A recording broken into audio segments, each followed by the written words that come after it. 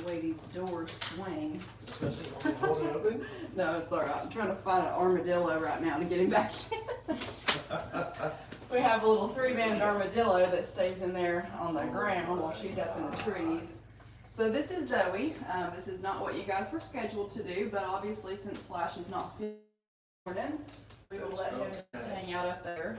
So with Zoe, she was raised completely different than Flash, so she is comfortable with being held. She only likes really nice, slow pets like this, just down her back. She does not like her stomach or her sides to be touched. Okay. So just really nice, slow, just slow pets just like this. And if she gets aggravated with, if you get too close to her sides or something like that, she doesn't like the way that you're petting her, she'll let you know by kind of swatting back at you like that, like, hey, stop that. And we'll just give her a second, just put your hand back underneath her booty and then let her relax. Okay. So she had her breakfast this morning, but if she gets hungry again, we can always give her just a little bit more. So I'm gonna transfer her over and you just put your hands right underneath her booty and she'll wrap her little legs around her torso. All right, girl. There you go. I will get the snacks on hand. It might be a little bit easier if you lift this arm up just a little bit and let her foot go around her torso. There we go. Yeah, just like that. Yeah, she was looking like, what are you doing? Pink girl. Uh-oh, she's taking a nibble.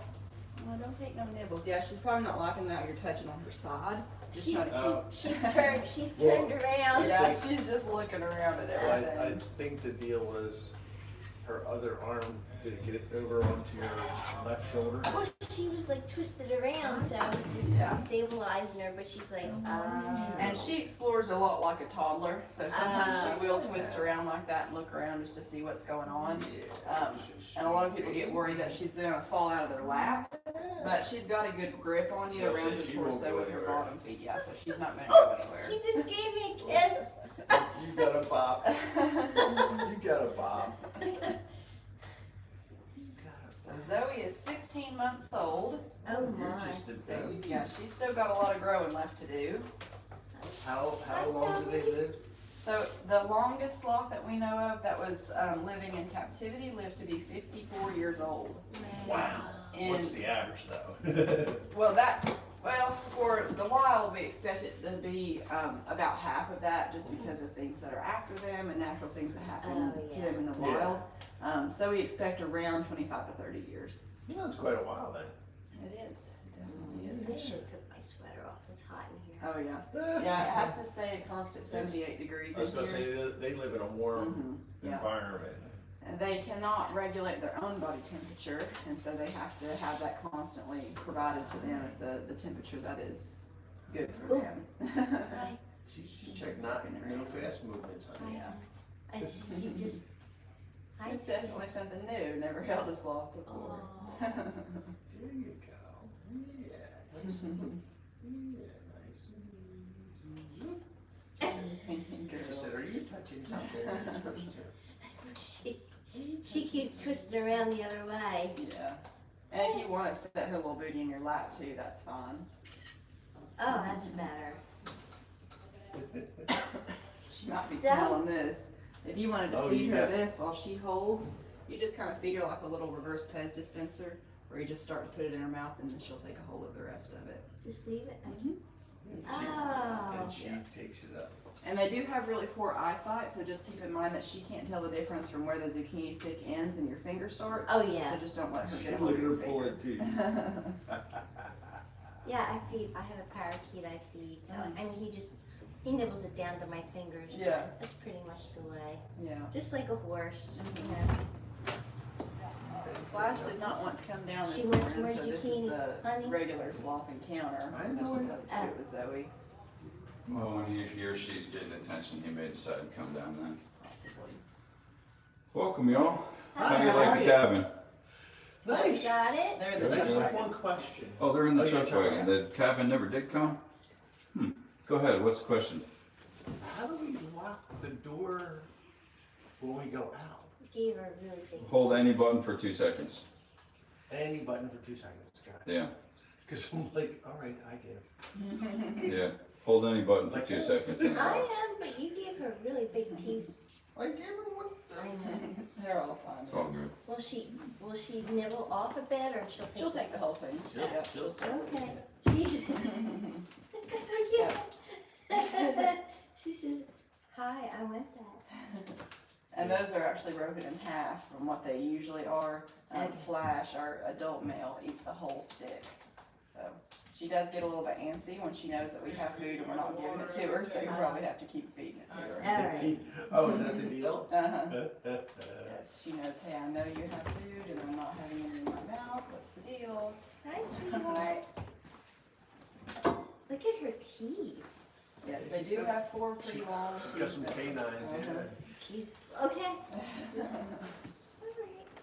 There you go.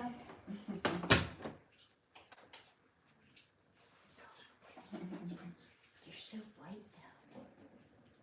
You're so white. Yeah, she's leaning like What, I want that. are you acting I like you want want that. more? It's up here.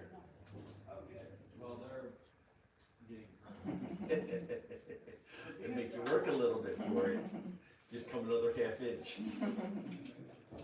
You may want to take your necklace and just spin it around to the back just so she doesn't get her claw in it. Claw in it, Yeah. yeah. Because for them, their relaxed state is clamped down like this, and so it's natural for them to always just be curled down. Like that. Yeah, just like that. So if she gets a hold of the She's got a necklace, she hook. does it, yeah. She'll just Say take bye. it right off. Yeah, You got a scratch? So she's probably not locking out. No, close you're your going mouth. under, you're going under her armpit. Yeah, we'll just stay close to her sides. Okay. Or, I mean, under Her her. buddy. Her buddy. There you go. See, yeah. Yeah, I'm Follow hungry. Follow your nose there. you She's go. most cats don't like their bellies Mhm. touched. Yeah. We had a cat that Okay. he would throw himself on the floor to have his belly rubbed. I see. And one was only outside when Yeah. you really wanted Like in. down. Yeah. Yeah, she's all about the back rubs. Of course, if I was having a back rub and somebody tried to pet my belly, I'd probably be pretty upset about it too. So. Yeah, really. You're making her bend over. She likes going upside down. Tell me I'm wrong. Yeah, she's They, used to they, it. they curl around all kinds of directions. Some scientists actually speculate that when they are upside down like that, that's their right side up. And when they're turned the other way, Yeah. they're upside down. Not all scientists agree with that, but Well, you Well, see they like see- they're on They your seem to mural spend there. a lot of attention upside yeah, down. So. exactly. And everything else that's in their body is geared to be upside down. Mhm. Everything from their circulatory system, so the valves that can open and slam shut as needed to supply blood everywhere to their body, and the connective tissue that holds all of their intestines and organs in just the right place that they need to be. Because when they turn upside down, they can hold themselves by just their 2 back feet, Mhm. and they'll hang down to try to get some branches that are a little bit lower. You know, they don't want everything to go rush into their thoracic cavity, so all of their You're gonna grab connective it, tissue look, is. look. Pull it.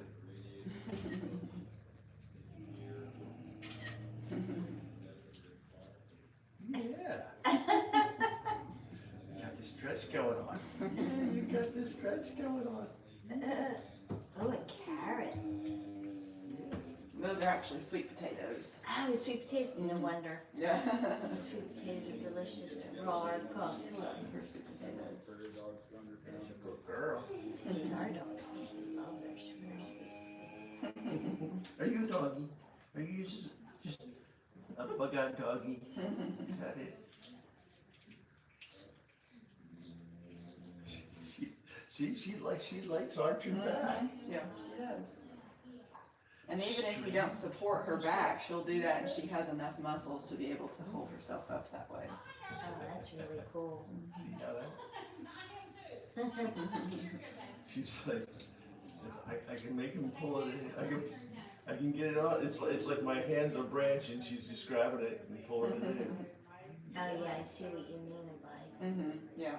And I always let people know, especially when she's holding on around their waist, is that when she clamps down like that, it's not because she's trying to be mean, it's just because that's natural for Yeah. her. And you gotta think about, holding on to branches and things. Honey, don't. Oh. Yeah, see? Look. And so her stress state, what actually takes work and energy to do is to have to open up those claws to reach for something else. Ah. Did the 10 o'clocks people finally show up? Yeah, their clocks didn't change over from Central Time. Oh my. She's like, it's 9:30. I'm like, no. So Yeah. she's like, I'm either late or early. So. Well, somebody will have to go get Dash because Okay. Flash is still not wanting to come down. So I guess they can. And you can start just out. do the Yeah. the Well, I dash. guess if Go. somebody's free, if they could start them up there at the pavilion and just do 30 minutes with Dash, and then by that You wanna time come up over to be show? able to switch out. Okay. Come up here. The camel. Getting pictures? So that's actually a camel that's making that noise. Yeah. You gonna give kisses? Kisses. She does give hugs though. See? Yes. Oh my gosh. This is Oh, she's So quite a better experience than just getting a feed. Isn't Oh, it? absolutely. Yeah. And I always let the people know that are watching on live that this is not, what the sloth encounter This kind of hurts consists a of. little Yeah. bit though. Yeah, you can tap her little paw there. There you go. Let her know It's just the She's- one. that- Oh, There we okay. go. Yeah. Look, and sure enough, she got the necklace. Oh, she says, thank you for the treats. So give me a hug now. Are we Oh, if you exchanging? could just see her looking up at you. Oh. It Is she so adorable. Is she watching? Oh, you were. Hi, sweetheart. Hi, Your sweetheart. little nubby nose. Oh man, this is great. You don't Now, realize the love. remind me where they're from. Central and South America. Central. Yeah, so places like Costa Rica and Guatemala and the rainforest. Oh, her nose is so soft. They usually stay pretty moist too. Their humidity requirements are quite high. It has to be at least 50%. Yeah, it's like rainforest. And so we always have to mist their enclosures to make sure that their humidity stays up and that everything's just right. I was gonna say, look, lately Yeah. the environment here has been Yeah. pretty good. Exactly. Her Yeah. eyes are closing. Mm-hmm. She's happy. She's Yeah, so Zoe was, from a very young age, conditioned to love being held by people. It would be similar to the difference between holding a house cat and a feral cat. If you were to go out and take a sloth in the rainforest, it would be a totally different They'd be like experience. freaking out. Yes, and they wouldn't not react this way. So Zoe has been bred for generations upon generations upon generations. She is removed from the rainforest genetically. So the man that we got her from has been breeding sloths for over 30 years. And his first sloth that started it all was a sloth from the rainforest that was injured, that could not be returned to the rainforest and wouldn't have a good quality of life Right. out there, would not be able to survive. But with some adjustments in captivity, she could live just fine.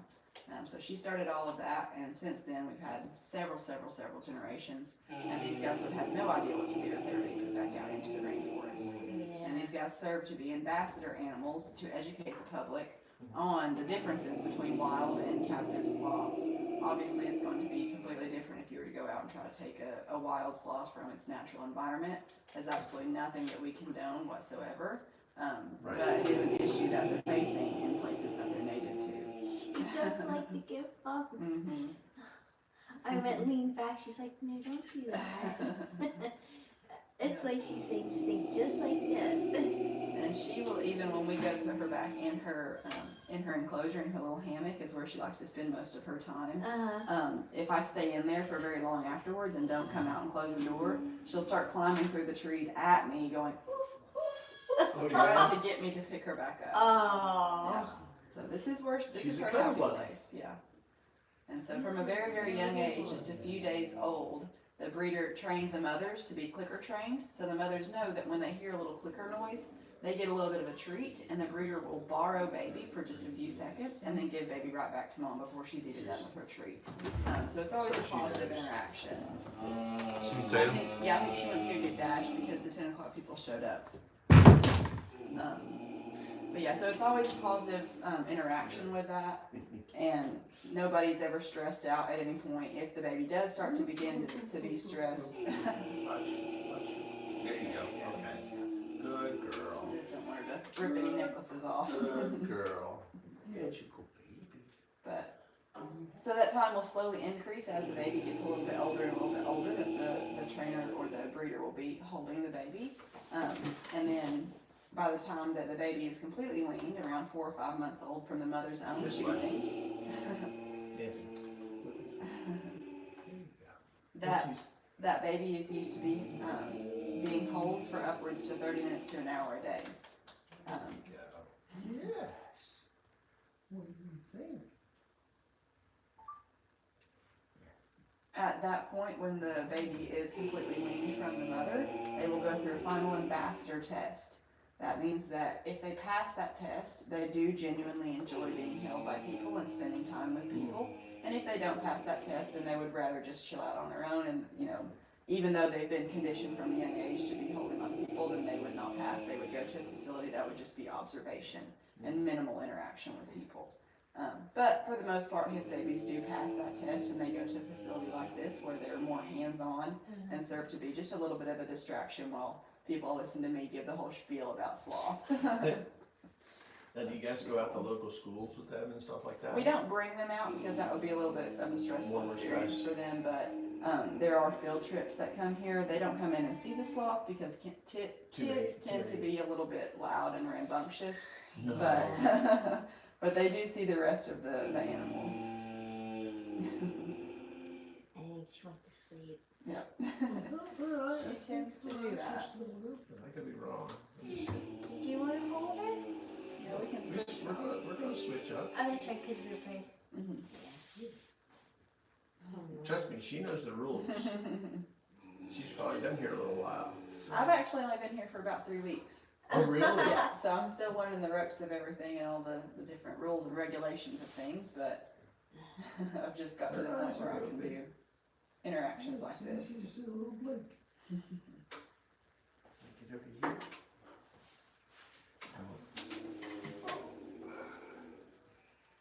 Just so I won't scare you. Yeah. Just getting a little bit different.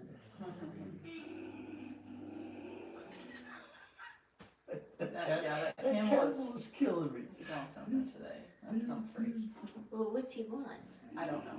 Attention. They may have taken, so Ali, Prince Ali, he stays with an alpaca. He's the camel that loves to be with something else, and if we take the alpaca away for whatever reason, he He screams gets like lonely. that. Yeah. So they may have taken Elvis out for a walk. We or something. saw 2 alpacas out there. Was one white? Oh, No. no. Probably not Elvis then. So where you going? Where you going? Don't go anywhere. I'm not leaving. I'm not leaving, sweetheart. Hello, sweetheart. Zoe. Does she know her name? Yeah, they do. So both Zoe and Dash, we got them as babies, and when they first come, they spend most of the time in this little basket that we keep a towel over to keep the humidity in. But when they could be in that basket, and Dash does this still, he'll be in the basket with it like covered up, and we could be in the same room as him, talking, having a conversation, and as soon as we start saying his name and saying Dash, And all of a sudden he he'll start starts popping to out. he starts to uncover it and peer over the edge, like, you gonna come get me? Do 'Cause they came- purr or anything like that? They what? Like purr any kind? No, they don't purr. So they do make a few different noises. If they're startled or stressed by something, they can make a little hiss noise. As well as when the female becomes, she goes into heat, she lets out a really loud screech in the wild to let the males in the area I'm know. ready. Yeah. And then she also, Zoe particularly, when I put her down, if she is absolutely not ready to be down, she'll start going, woof, woof, woof. That's wild. Yeah. I'm gonna move these to the back so that when I have her, Yeah, they're not in the way. yeah. Well, where's And it has been about half the time if you guys wanted to switch. Okay. So I will pick her up and then I'll transfer her over. Yeah, onto you. that would be a good idea. Hey Zozo, I know you're so comfy. Are you going night night? She heard that. She knows what night night is. Yep, so that is Aw. a cue word for her Okay. to know that when I say go night night, she's going to transfer onto me and then she transfers onto somebody else. Okay. Okay, there's my camera open for you. Alright, so same thing, just Set my reminders. keys. So, just reminders, just Do you real want to nice. put a little pillow behind your back? No, I'm fine. Okay. Just nice slow pets, just like this down her back. Try not to get too close to her sides, even if she's rolling around and looking around different areas. And if she does get too tight around her shoulders, just tap tap her little paw, and that tells her to loosen. Yeah, when she was hooking, I was like, I did that. There you go, honey. Hey, Tatum, talk to me for a second real quick.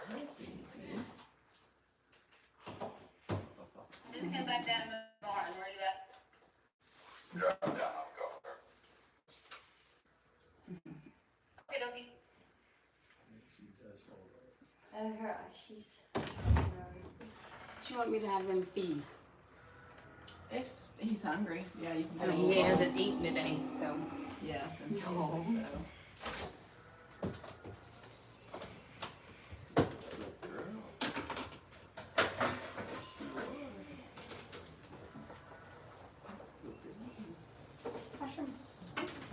No, she was out too fast. Oh, I'm sorry. She did. I'm she, sorry, She, sweetheart. that scraped on the floor and she twitched. So since they have such a poor eyesight, their sense of hearing and sense of smell is really good. Yeah. Yeah. Yeah, I So remember maybe- reading that. I was like, that's why the sense. Mhm. Some people wear like really oppressive type stuff. Yeah. So. Yeah. Oh, that's They- a great one. That face. Look at that face. Oh my gosh. Gotta get that. Okay. Zoe. She's good.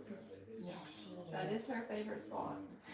So when she was a baby and she just came here, she was our first baby. We had a sloth, we had Flash first, but she was our first baby sloth. Right. And with any baby sloth, or baby anything, you want to spoil them and give them everything that they want. Sure.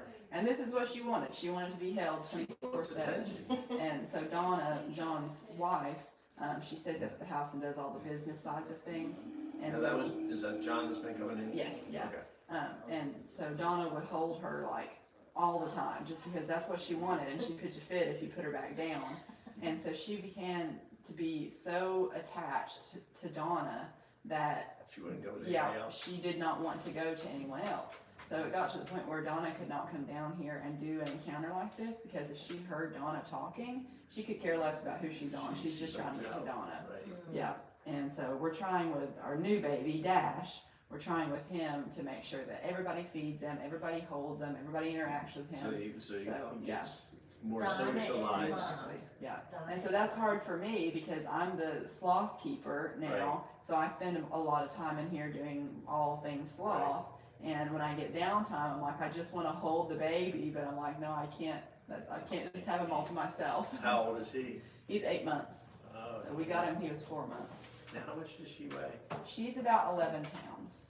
Okay. Is he high? And that's after she goes to the bathroom. So before she goes to the bathroom, right before, she can be upwards to 15 pounds. So they only use the bathroom, they only use the bathroom once a week, every 7 to 10 days. And they eat about 10% of their body weight every day. So when they do finally go to the bathroom, it's about a third of It's a their, major yeah. dump. Yeah, it is. But Holy. it's not just solids, it's liquid as well. So the liquid portion is also fractured into that. Yes, she does. Look, built up. How often did you say they had a belly lift? Every 7 to 10 days. Yeah. And she's right on the dot about every 7 days. She's pretty regular. What day is this? So she went to the bathroom on Friday of last week. So you got a while. Yeah, so she's just 4 days in. Okay. But But you can start to see how she's developing a little Buddha belly down there, a little bit lower. And then after she uses the bathroom, she slims up and she is ravishly hungry. Oh my goodness, that day after she goes to the bathroom, She's like, okay, Yes. I got space. yeah, she'll cuddle in between where she's ravishly eating everything in sight. But I mean, I have to tell everybody constantly keep giving it to her, or she's gonna get really antsy. So thick. And she doesn't particularly like the scritches like that with your nails. Well, I She's didn't- tolerating it. I didn't Yeah. get, I didn't like get to Yeah. her skin. Just she doesn't really like her fur being moved around much. She's tolerated it then, but I didn't want her to stop cuddling you. Yeah, oh no, she didn't Yeah. She didn't flinch flinch at at all. all. That, I'm obviously not adept at sloths. On the other hand, you know, where we have, right by our house is a bike path, Mhm. which is, we call it the dog path, and we let Mhm. people ride their bikes on it. Mhm. And everybody calls me the dog whisperer, Mhm. because everybody that has adopted a stray dog or a Mhm. dog that had a bad history with men or whatever, I'm their first friend Yeah. outside of the owner, Mhm. just because, Okay. yeah, so I pay attention. Yeah. And he's And- good with cats, too, like animals that don't wanna be bothered. Mhm. He's really good at, Yeah, and that's where a lot of people struggle too, is that they see a really cute dog or a really cute something and they just Yeah. wanna love it so bad, but maybe that thing doesn't want to be loved. Yeah, You kinda have to respect that, and picking up on those subtle, cues. Yeah. Obviously we're not related to dogs, so we don't always pick up on the little cues that they give Right. us, of like, hey, I don't really like that, or don't like this. So you have to do a little bit more studying on dog behavior to understand what they're meaning when they do different things like that, so it does definitely takes. It's easy to tell when she's doesn't like something or Mhm. whatever, it's Yeah. instantaneous. Even Yeah. though they're slow, they can Mhm. clearly make a quicker movement. Yeah. Yeah, and some people don't pick up on things like that, so that's my job as the sloth keeper, is to Mhm. let people know, if they start petting her in a way that she doesn't really like and she starts kind of swatting back at them like Yeah. that, not everybody picks up that that's because she doesn't like what you're doing. Right. Sometimes they're like, oh, she's trying to hold my hand, and I'm like, no, she's trying to tell you that she doesn't like that. Mhm. So obviously the sloths can't speak for themselves, so it's Right. my job to try to let people know before anything, were to escalate, because she can get pretty upset especially if people touch her belly. Sometimes she'll sprawl all the way out and show people her belly and because then she's people, trying to, yes. and they think, oh, she wants Yeah. her belly Mhm. touched. But she hates How it. does she react to that? She doesn't, it's not like she tries to bite, but she acts like she's going to, so it tells people to stop, because people tend to move pretty quickly. Because all of a if sudden they're- they see a mouth. Yeah, right? if they're coming at her. She definitely mouthed me. Yeah. Now sometimes when she's mouthing like that, it's just because she's looking for She's food. somebody- Oh, yeah, she was hungry. Yeah, because she'd just been on you for a few seconds, and she was like, "Hey, do you have food? Where's the food at?" Mhm. Even though she had her breakfast this morning, she still. Usually, we break out the treats when she's on somebody Yeah. for the first time. So she And knows. yeah, That's what it was. But I was, because how she was Uh-huh. twisted, I was here and she Mhm. was like, Yeah. And she does that to herself sometimes. She'll be so exploratory that she'll rub her own side against somebody's arm, and she's like, "Hey, don't touch me there." And it's like, you literally did that yourself. You want to feed her food's behind you. Well, she's sleeping. Where are you sleeping? I bet you she'll smell it though. Mhm. Yeah, you get it close to her mouth. Does she still have her eyes closed? Yes. Yeah. She says, "I'm in nap mode." Oh, She says, there you "Oh, go. She yeah." likes that.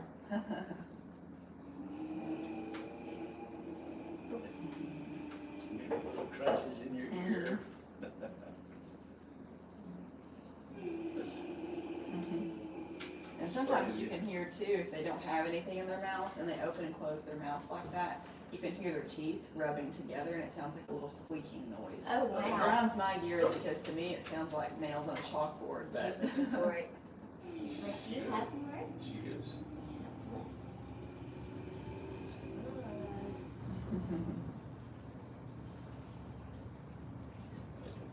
I was trying to get it once. Did you want to give it to her, honey? No, it's okay. My hands are busy. Okay. It's for you to get a picture of.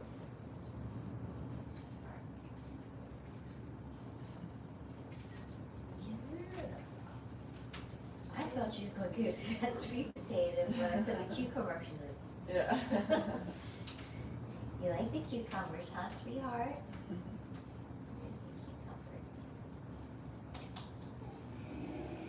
Wanna try a little zucchini? Or rather zucchini, what do you call it? Sweet potato. She said, sure, I'll take that. that she doesn't really love is green beans. Occasionally she'll eat them if she's hungry enough or right after a bowel movement, but They can be a little bitter sometimes. Sometimes. Instead of sweet. yeah. Moving more into a hug. And then now she's but she pushed into me Yeah. even more.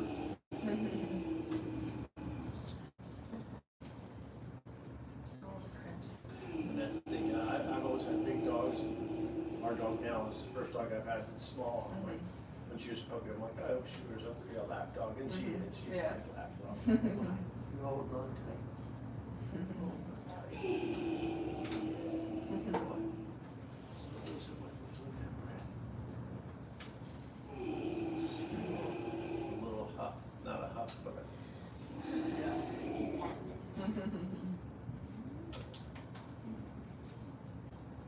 Well, I guess since Baku is so adamant about coming out, I'll show you him real quick.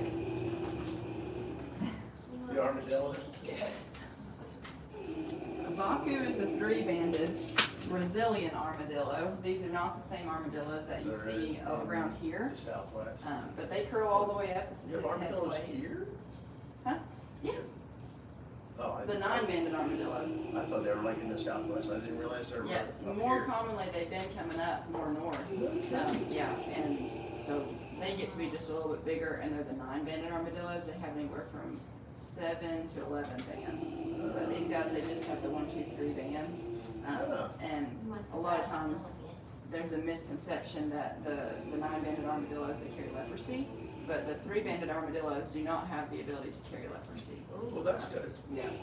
And a lot of people, when they see Baku, think that this is the same armadillos that we have, that we see Locally. occasionally around here, but he is not. He is native to Brazil. You would not see one of these guys just running around on the side of the road here. Because if we were to keep an animal like that, if we were to go out and get an armadillo that was native to here, that would be considered keeping a class 5 animal. And that would be an animal, taking an animal from its natural habitat. Yeah. And since these guys are not native to this area, they're not a class 5 animal. But we'll see if he wants to come back up. I think Baku come out. Hi, buddy. His little ears, I think his little ears are the Yeah. best part. Yeah, it's interesting. It's like everything's armor except for those soft little ears, What do right? they like to eat? Bugs. Oh, bugs. Okay. And that's what most of the time, if I put him down on the floor right now, he would go ham at your ankles because they're exposed, and my ankles as well. He likes to dig around socks and try to get into socks and see if there's any bugs in there. And I kept telling people, to my knowledge, he has never found any bugs in anybody's socks the whole time that I've been here, so I don't know why he's so persistent. But I had a girl the other It's just a day. crevice of Yeah. some sort. I had a girl the other day that we have little mealworms out here for him. She took one of these mealworms and stuck it in her sock, in the edge of her sock, and he found it, and it made his entire week. He was like, "Yes, this is what I I told have you been so." prepared for." But you can see his little claws too look pretty similar to Yeah. Zoe's there. Yeah. And believe it or not, they are related very distantly. So Oh, they're wow. part of the superorder called Zothorans, meaning hinged spine. So he can curl all the way up into a ball, and he does Right, have a right. spine that's under his shell, his carapace there. And Zoe, the sloths, have the Sort of like a ability to do turtle. that as well. They can curl all the way up into a ball. And she displays that pretty well. If she's sleeping real good in her hammock, she will curl all the way up to where she's almost laying on her head. Oh my We have the gosh. lights on in there. But he's a pretty cool little What are you dude. doing, buddy? And you can feel his carapace too. There's little hairs on that. Oh, yeah. It's just little fine little hairs. So he is a mammal. He's got a lot of hair. Is it Side. hairy keratin? Is that what it is? The shell? Like Uh, our fingernails? no, because it doesn't continue to grow. Okay. But yeah, it's called a carapace. It's not like a shell of a turtle, Mhm. but he does have feeling in his carapace. He can feel when people are touching him. Oh wow. Because he could be scurrying around on the ground and somebody just goes like this and he jumps. And another pretty cool thing about him is that if in the wild, if something were to trying to get him and trying to like get him to open up, he would open up just a tiny little bit to where whatever it is that's trying to get him could stick their tongue or their paw or something in there, and he will snap closed. and will not open until he feels like it. And it does feel like a car door slamming on your finger. And so we always have to tell the new people to, when they go to pick him up, to stay clear of the snapping zone. Wow. Because he will snap down and he will not open up until you put him down on the floor face No, down. that's not a, that's not a treat. Did you have food for me? So the sloths, they have what's called rod monochromacy. It means that they only have rod cells in their eyes and no cone cells. And the cone cells are what's responsible for seeing color. So they are colorblind, but the rod cells is what picks up motion. So they can see things moving quite well, but they can't distinguish what it is. Yeah. So she can't tell the difference between me or you, but she can hear the difference. So they start to There's a difference in your scent versus everybody else. that and their voices. So John, the owner, They're gonna start with you. They're the VIP, so they're just gonna start in here with you, and then they will explain. I think they have a dash encounter later. They realize they're late, so I mean, you can maybe like extend a little time with Zoe, I guess. If you see John, just ask him what he would prefer because he still's not wanting to come down. Yeah, he said just to do Zoe, and then I'll ask him for sure because we were gonna do these two. Okay. And then they were like, "Oh, we have him later." Poor camel's missing his body. Yeah, he is. Well, I mean, I can bring him in there. and Hey, it show was him. John's idea to give him a buddy to start with. Did they bring Elvis out? Is that why he's screaming? Why did they take Elvis Because out? John's tired of getting spit on and them having green faces. Oh. Yeah. So now he's separating them. I'm like, that's so nice. So why don't they put the two camels together? Why don't they put Humphrey and Ollie together? I don't know. They should do fine. Yeah. Ollie will get a little bouncy, but Yeah. anyway, so they're waiting to, and Okay. you'll just start with Yeah, I that. should be up there in just a second. He's lonely. That's what it is. He's like, I'm lonely. I want company. Hi, sweetheart. You wanna go to sleep? Our time is up, unfortunately. We only have 30 minutes, so. That's all right. Thank One you. last picture? One last picture. Let's do it. All right. Well, not.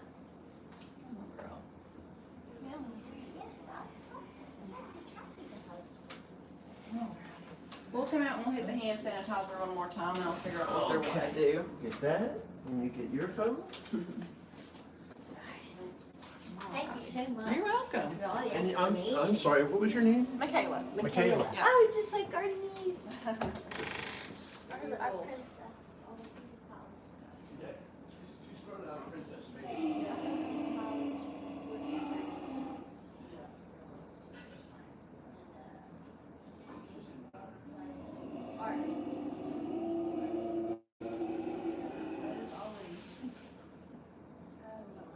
What's the matter, buddy? What's the matter?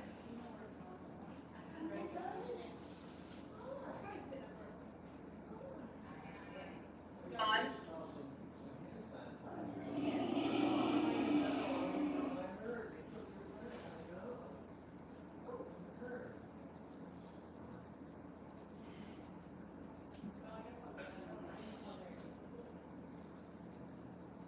We are about to start the VIP spot. Did they mention something about dash later? Yeah, well, Does he play? are you going to go? Yeah, I'm not there then. I was gonna ask the expert. I just hesitate, Dash is Flash is a creature of habit. He's already gone back up. He may or may not come down during this encounter, but, you know, we're doing the best we can for you.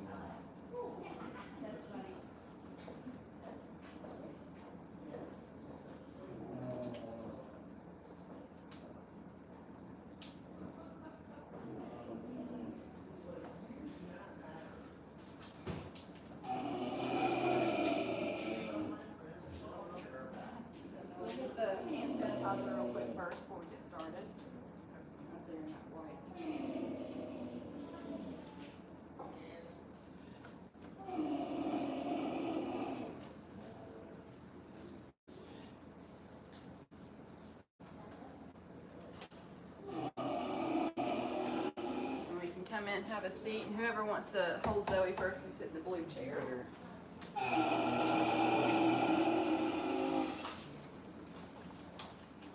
Alright, so we'll see.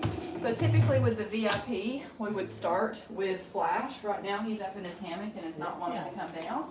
So we'll see if he wants to come down while we're spending time with Zoe, and if not, we'll figure out what we're going to do for the rest of the time. So this is Zoe. She likes to be pet in a very specific way, which is just like this, just really slow, nice down her back. She doesn't like the opposite way or the cat scritches, and she does not by any means like her belly or her sides to be touched. So sometimes if we forget and we start to do the cat scritches or something that she does not like, she'll let you know by kind of reaching back and pawing at you. And if she does, just give her a break. Just put your hand right back down below her booty and give her a second to calm down. So just real nice, slow, calm strokes just like this. And I'll set her booty just in your lap and she'll wrap her little legs around your torso. Okay. This little bowl, we can get her some more snacks if she's still hungry. And she does explore similar to a toddler. She likes to explore with her mouth. If she does start mouthing on your arm, just don't let her get a hold of your arm because she does have sharp teeth and she's just trying to explore. She's not meaning to bite down or anything like that. I don't think she's exploring. She's just, yeah. Sometimes she curls up into a ball like that. I've had a long day. Yeah. They have such long hair. Mm-hmm. And it does grow out when they're younger, so when you see Dash, you'll see that it's a lot shorter and darker. But as they get older, it'll start to grow out and it turns more of a milky color like that down low. You okay?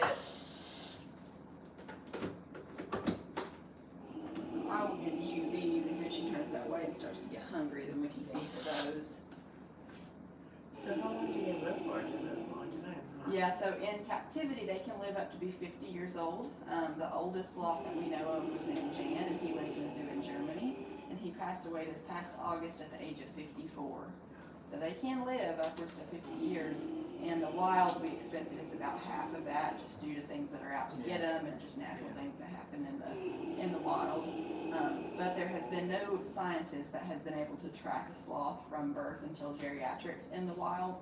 But we expect it to be about half of what it is in captivity. But given the right diet and the right circumstances and everything, they can live to be pretty old. And how old is she? She is 16 months old right now. So she is still a baby. She's still got some growing left to do. When are they considered full grown? Around 2 years they stop growing. She's a baby. She's a tired baby too.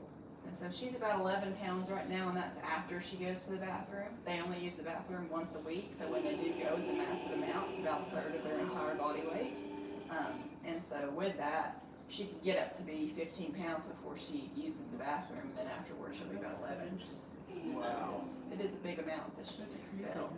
And that is not just solids, that's liquids as well. She waits to go number 1 and 2 until she comes down to the bottom of the tree.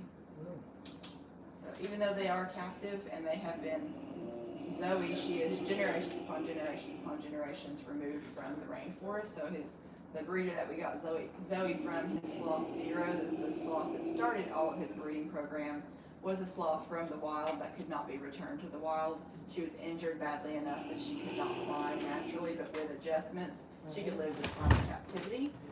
My orange coffee cup in there. We drank it. He came in here like 10 minutes ago and got it, so I don't know what he did with it. But, let's see.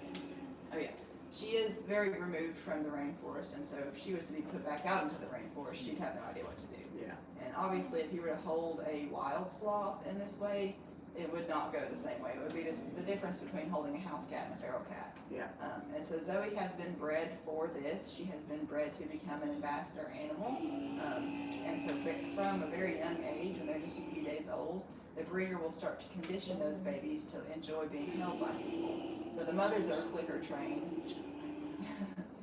Yes, the only place that she really will tolerate being pet is just down her back. Just give me for a second. Sometimes she'll tolerate it for a second, but then she starts to get upset about it, but. She was not taking it. But,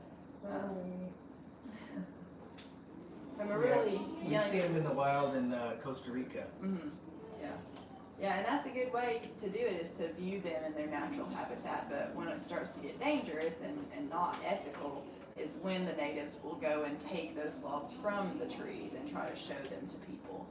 They do have an entire ecosystem that lives on their back when they're in the wild, and they rely on that ecosystem not only for camouflage, but believe it or not, to be able to digest their food. So they use the bacteria from the moths that poop and stuff in their fur. They lick that up, and that gives them bacteria to digest their food. So if you mess with that or take that off of them, then that is really bad news for a So sloth. how did she get all that? Yeah, so it's a really good question. So the whole sloth-moth symbiotic relationship, we'll talk about that first. While they're in the wild, they rely on the sloth-moth symbiotic relationship. Both parties benefit. So when the sloth comes down to use the bathroom once a week, the moths that are in their fur will come down onto the dung pile and lay their larvae. The next week, when the sloth goes back down to use the bathroom, the larvae have now developed into actual moths that climb back up onto the sloth. So it benefits the moth because they get a transportation to and from their breeding ground. And the moss and algae that's growing throughout the sloth's fur is their food source. It also benefits the sloth because when they turn around and groom themselves, they lick up a portion of the moths themselves, and that's their form of protein in the wild. And they also will lick up some of the moth's waste, and that gives them the bacteria to digest their food. So they don't digest their food through an enzymatic process like we do. It's a bacterial process. And so that does beckon the question, well, how do they digest their food then in captivity when they don't have any moths? And that's because on day 3, when the sloth is just 3 days old, she'll climb up onto the mother's belly and lick the mother's mouth around the corners of her mouth. When she eats, she makes this frothy mixture of saliva and her food that gathers in the corners of her mouth. When the baby licks that up, the bacteria that mother has in her gut also is in her esophagus and is in her mouth.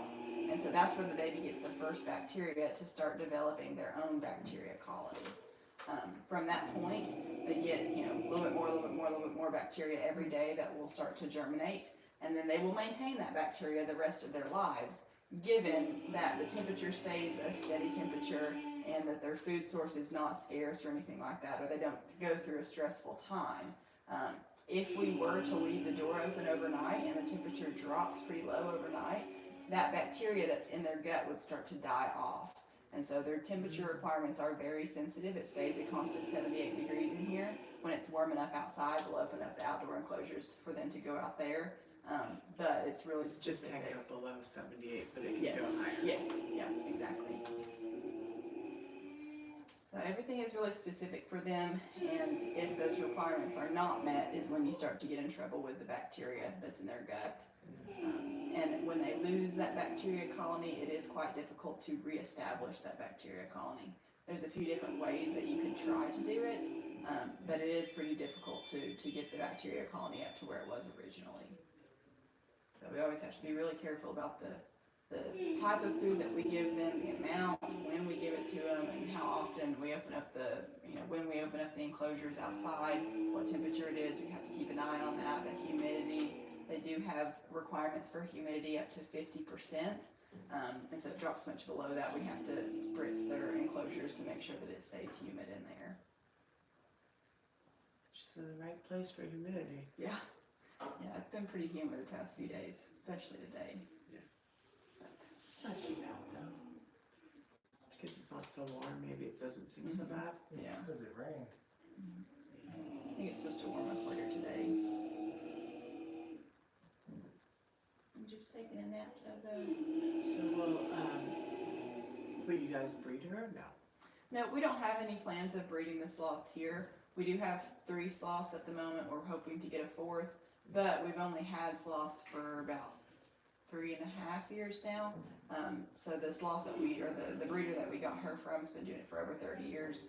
So we don't think that we're anywhere near ready yet to be able to bring in a new life.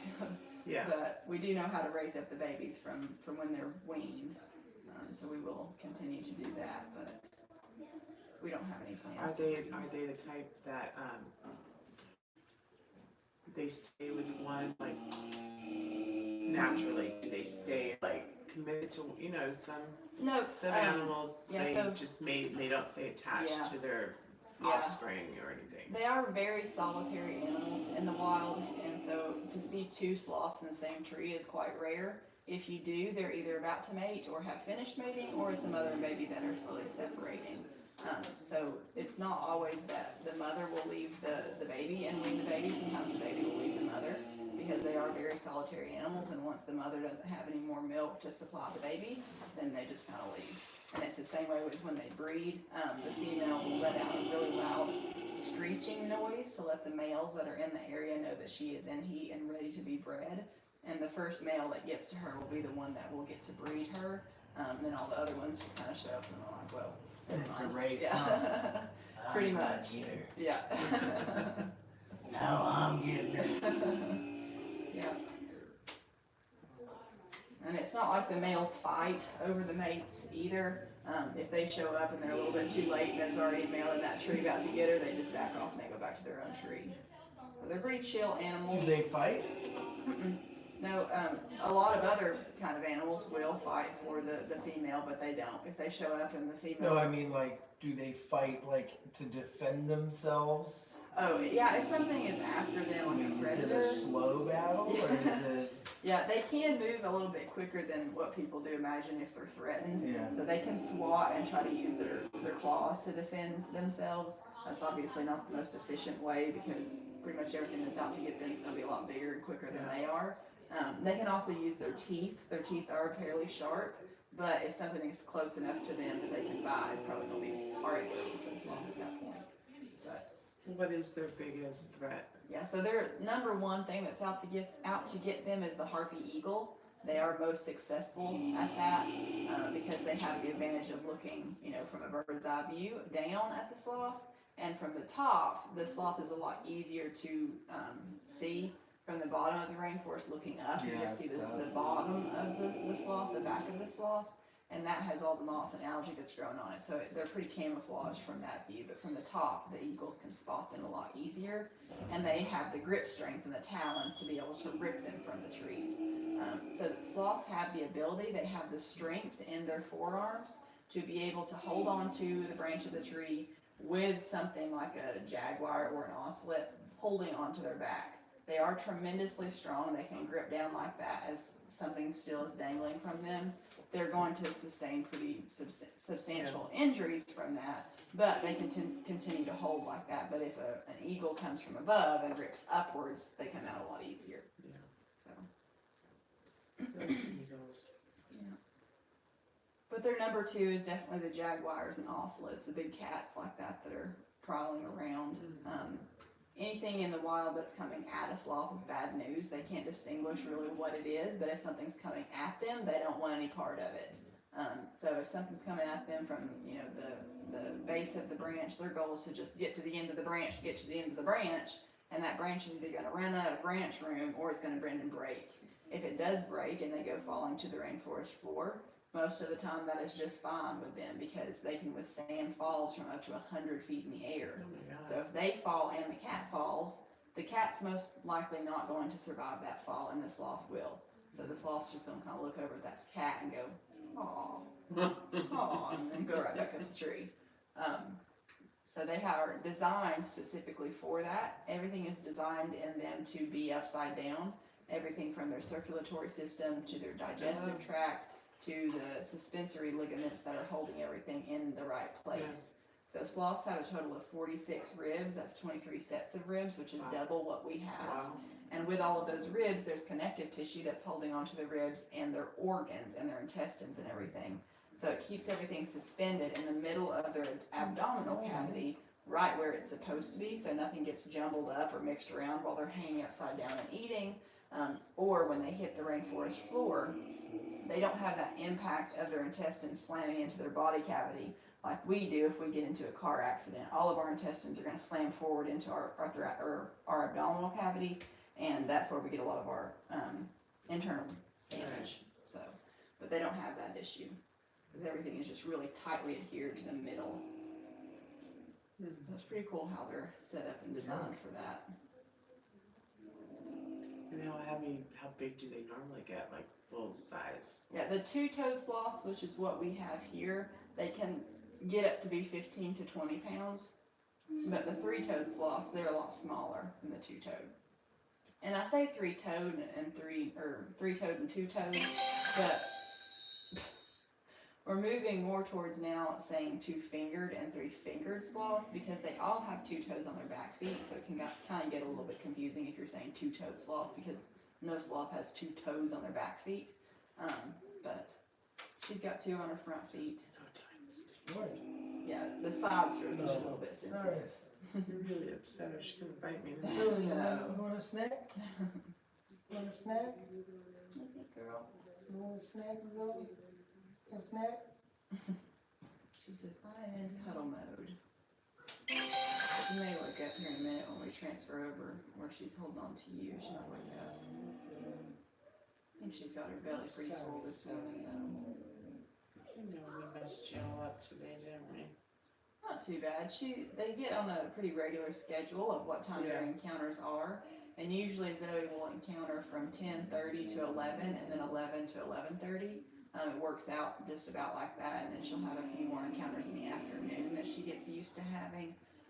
They are very much so creatures of habit. They like to have a routine, they like to have a schedule that they get to follow. So in the mornings, what's going on with that phone?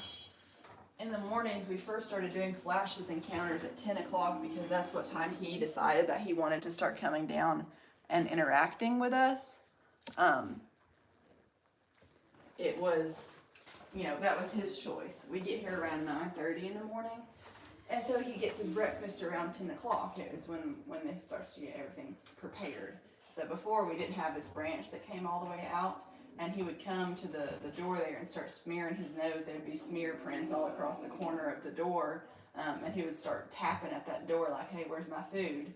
And so one of the employees, it was their idea to make this branch so he can come out here and have his encounters out here. And so that's what we started to do was at 10 o'clock, he knows he gets to come down and have his breakfast. He's a little bit off schedule today. I'm not sure if he's just having an extra sleepy day or what, but it's usually that every morning he comes down at 10 o'clock and will have his breakfast before he goes back up. And that's the only time that he will encounter is from 10 to 10:30. Flash is out. Is he out and climbing around now? No, he's like asleep out. Oh. Zoe, she's sleeping. His head's open. Alright, She is. okay, you want it? You want it? See if this banana will Oh, go yes, you down. do. Hey, Flash.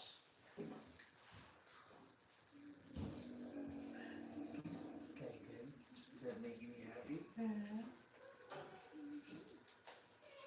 Making me as good and what? Who's for this? Yeah, I say it's pretty cool, huh, James? Mine's a like carrot. Send me up to go smell it first.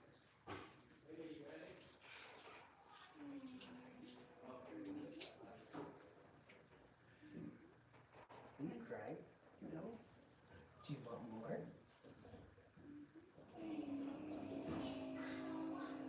Okay, wake up. She does give hugs like that where she'll come up real close to around your neck. And it's her comfortable position where she likes to be. Yeah, if she does get too tight because she forgets and she clamps down because that's normal for her, you can just tap her foot to let her know to loosen up. She is trained to know that if a little tap on her foot means, oh yeah, I'm supposed to loosen up. They don't have the best eyesight, huh? Nope, they have what's called rod monochromacy, meaning that they only have rod cells in their eyes and no cone cells. Yeah. And the cone cells are what's responsible for seeing color. So they are colorblind, but they can see motion really well. The rod cells are what's responsible for seeing the motion. So they see things moving and coming at them really well, but they aren't always able to distinguish what it is that's coming at them. So in the wild, even if there was a butterfly that just flew in front of their facial, it would probably startle them pretty much. Flash came out and is now stretched out on a branch, but is not coming down. I brought a banana in there and blew it up there a little bit at him, but he still is not having it. He must have had a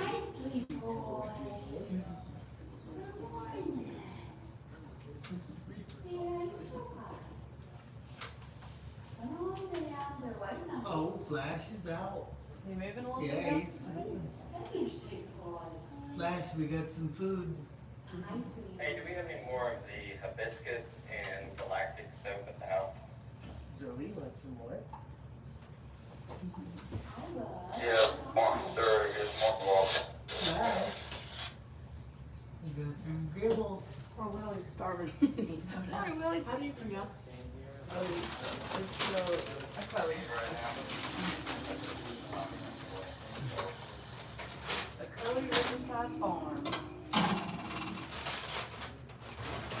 I got a carrot for you, buddy. He's looking. How old is Flash? Flash is 6 years old. Flash? When we got him, he was already 3 years old and had never been held or interacted with in this manner. So he was just the facility that we got him from just had him in his enclosure behind some plexiglass. And he got his dinner in a dish and was never hand fed, never held or anything like that. Was not bred in the same way that she was to become an ambassador animal. So it really took John, the owner, about 2 years of just really working with him, talking to him, spending time in there, getting him used to his voice and his smell before he would come down and even consider eating from his hand. He always got his, dinner in a dish, even if he didn't want to eat out of his hand, but it took him a long time to get to the point where he's at now. We've had him for 3 years. So he has never shown any interest in climbing onto any of us, and that would be totally up to him if he decided to do so. There's been a few times where he's been down kind of low and looks like he's kind of trying to figure out where he's wanting to go to. And so we've offered, we've stood right next to him and been like, hey, you can climb on me, just, in case you wanted to. But he's never tried to do that yet, so. Hey, John, they would like to look at the galactic and the hickory and the hibiscus and the bourbon. Stores right here. We don't have to go to the house. It will be. Can we film? Do what? Can we? Yeah, that's fine.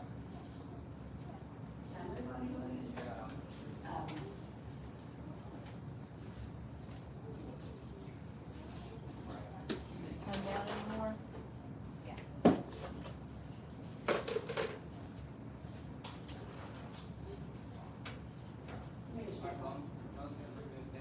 And so they have no interest in each other, like they don't hang out, they don't. So sometimes when Flash comes out, he's wanting his breakfast, so he'll extend down and kind of start reaching just like this. And if we have Zoe out down here, she's like, oh, friend. And she'll like reach up trying to figure out what he's doing.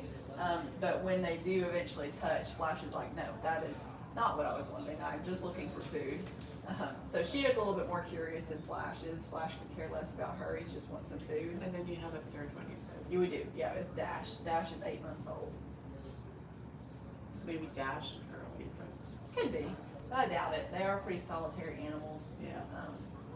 It took a lot of conditioning and time and training into getting these sloths to be used to holding on to people. That's not what they naturally want to do, but it's what she wants to do now. So it would probably take a long time of conditioning and trial and error with trying to get them used to each other. Yeah. And we don't want it to end up in any sorts of fights or anything like that, so we will probably not house them together. Yeah. Hey, buddy. Back like a teenager today. When you get him close, his toes are crossed. Do what? His nails are crossed. Oh, they are. When he gets, Interesting. Does that happen often? I don't think I've ever I've seen never him seen do it, that. but.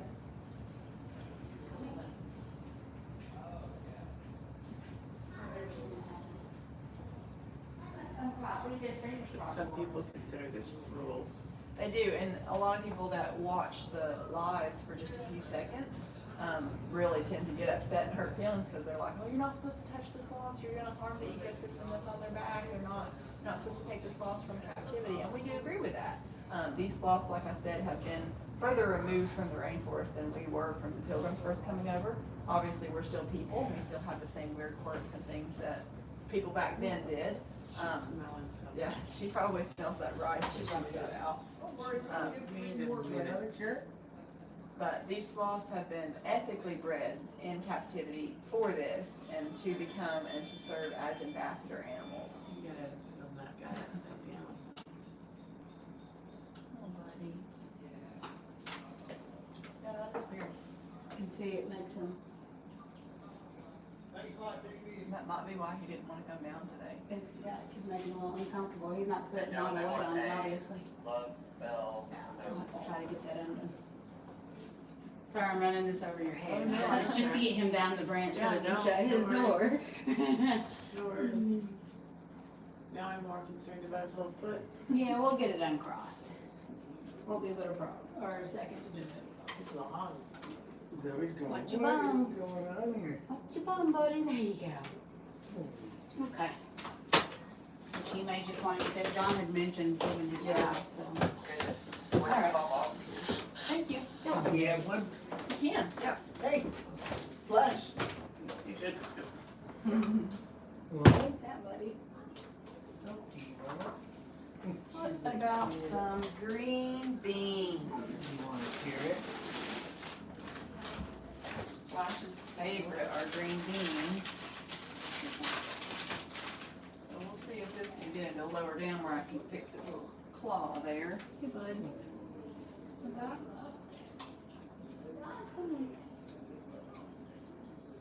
I'm trying to drop these on. Come on, buddy. oh, poor guy. Now come over this way for me to fix it for you, buddy. You want one?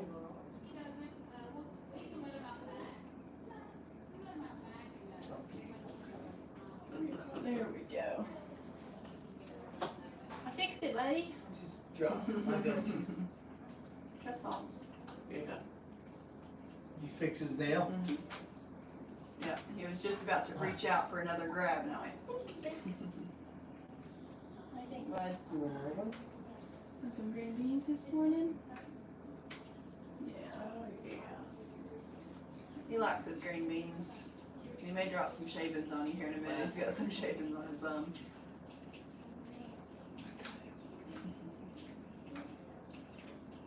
Good stuff. Tell me we're hanging.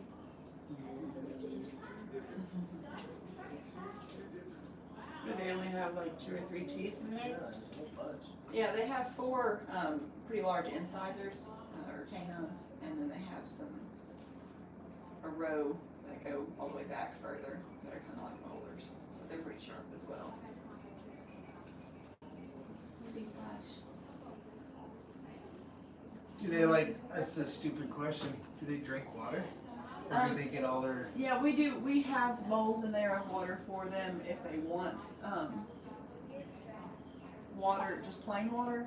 But they do get most of their the water source from their veggies. Yeah, especially in the wild, they eat the leaves of the sarcopia trees. yeah, they're pretty. Yeah, and since it's in the rainforest, a lot of those leaves will gather water in them, and so they can either lap up the water from the leaf themselves or eat all of it, and there's a lot of water content inside of it as well.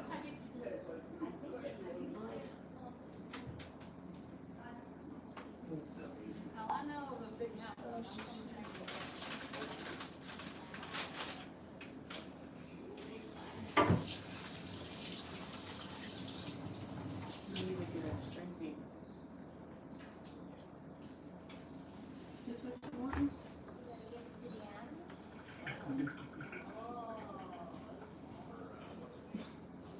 You gotta think about it for a But, minute. yeah, it's not. It's just a green bean.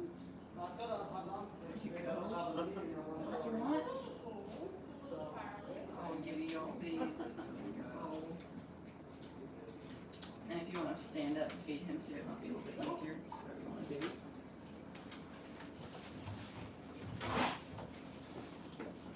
One thing, bud.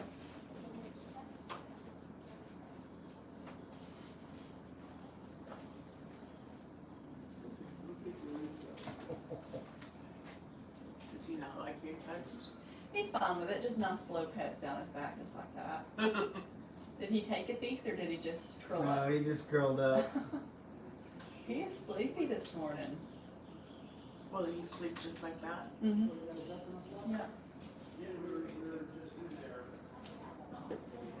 You want one? Are you Oh, I sleeping? the weather. Yeah.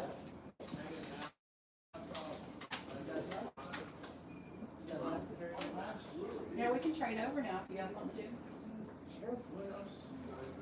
Girl, hate to wake you. Mama. Mama. Here we go. You guys switch chairs for me. So just a reminder with her, she is pretty picky about how she likes to be pet, so just not slow pets just down her back. And if she does get fussy and start kind of clawing at you, we'll just give her a second, we'll just kind of let her chill. Just let her go.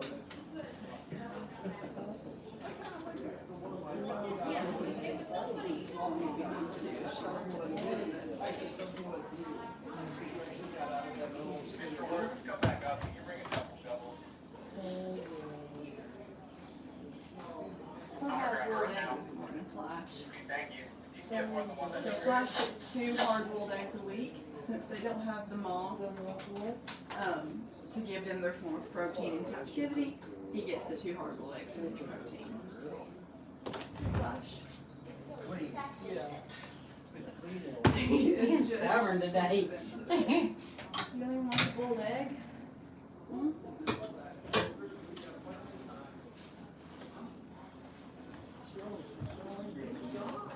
Look here. Look here.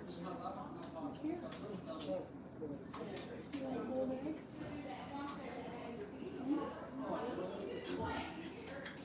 Shannon, I need you to hurry, we're deep in enemy territory. You don't want a boiled egg? Alright, you just take your nap then. It is Flash's world and we are just living in it. Yeah. That's what I always tell people. Oh my heavens. Uh-oh. For me? Oh my heavens. It's for the sloths. Yeah, Is sure. it someone's birthday? No. Is it your anniversary? No. Just because flowers. Aww. That one like 2 days ago too. Oh heavens. Is that the man of your dreams? I thought Flash was the man of your dreams. Oh, isn't that right? You're looking at Sweet. James. He's Well, we've making only me been mad. together for like a week. a week? No. No way. That's like 1 year stuff. I mean, I've been working here for like 3 weeks, and we've been like, you know, we knew pretty early on that we liked each other, but we've only been like official for about a week. So, It's official. yeah, she gets a little bit more picky about her green beans. That's just You want this one? poor guy. He's just sleeping this morning. It's okay. It's alright. But like how I did say, Flash came from a totally different situation than Zoe and Dash did. Yeah. And so he had a different nutritional background as well. So we're not sure, you know, what kind of diet he was fed the 3 years that he was at the facility How long before. did you have your guys have them? We've had him for about 3 years now. We got him in early 2022. And you wanna come back down and wake up now, bud? And so we know what he's been fed for the past 3 years, but before that, we don't know what he was, what he had, what he was exposed to. Shannon? And so with him being 6 years old now, he is full grown, and he's only about 14 pounds. Now she's about 11 pounds, can be up to 15 pounds before she goes to the bathroom. And she's only 16 months old, so we're thinking that she will probably surpass what Flash is in weight and size. But she will probably be a bigger sloth than he is.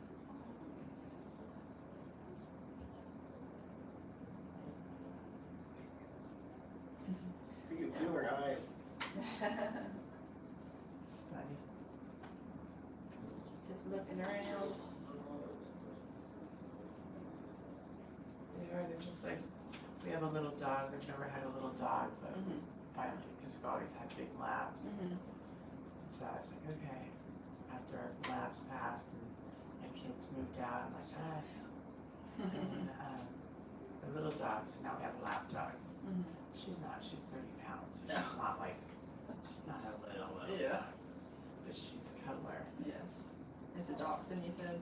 No, she's a mix. All white. She's Yeah. all white. She looks like a little lab. I love Doug. Good, Flash came down. Yeah. He's Excellent. He sleeping. is Oh, not look at that. interested in anything. I've tried. You to brought Flash flowers, huh? I know, that's why I pulled them. Oh, isn't that nice? It made his day. Yeah. That's his dad. Oh. Is he the owner? So he's John. Yes.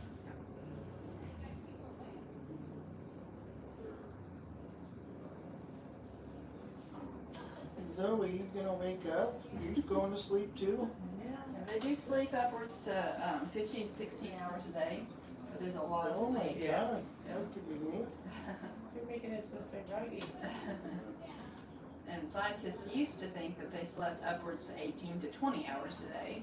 But after doing a little bit more research up close and actually seeing that their eyes were open a lot of the times that they thought they were sleeping, they changed that number to 15 to 16. Sloths don't feel like they have to constantly be doing something like a lot of us do. And so they are. They don't eat every day though, do they? They do. They eat 10% of their body weight every day. But after they are full, they have an internal off switch that they can turn off when they need to. So you could, Come on up. and you can scooch her booty up too, and that will probably encourage her to come up close to around your neck. Yeah. Good girl. Good girl hug. Oh. She is a sweet girl. That's her favorite position.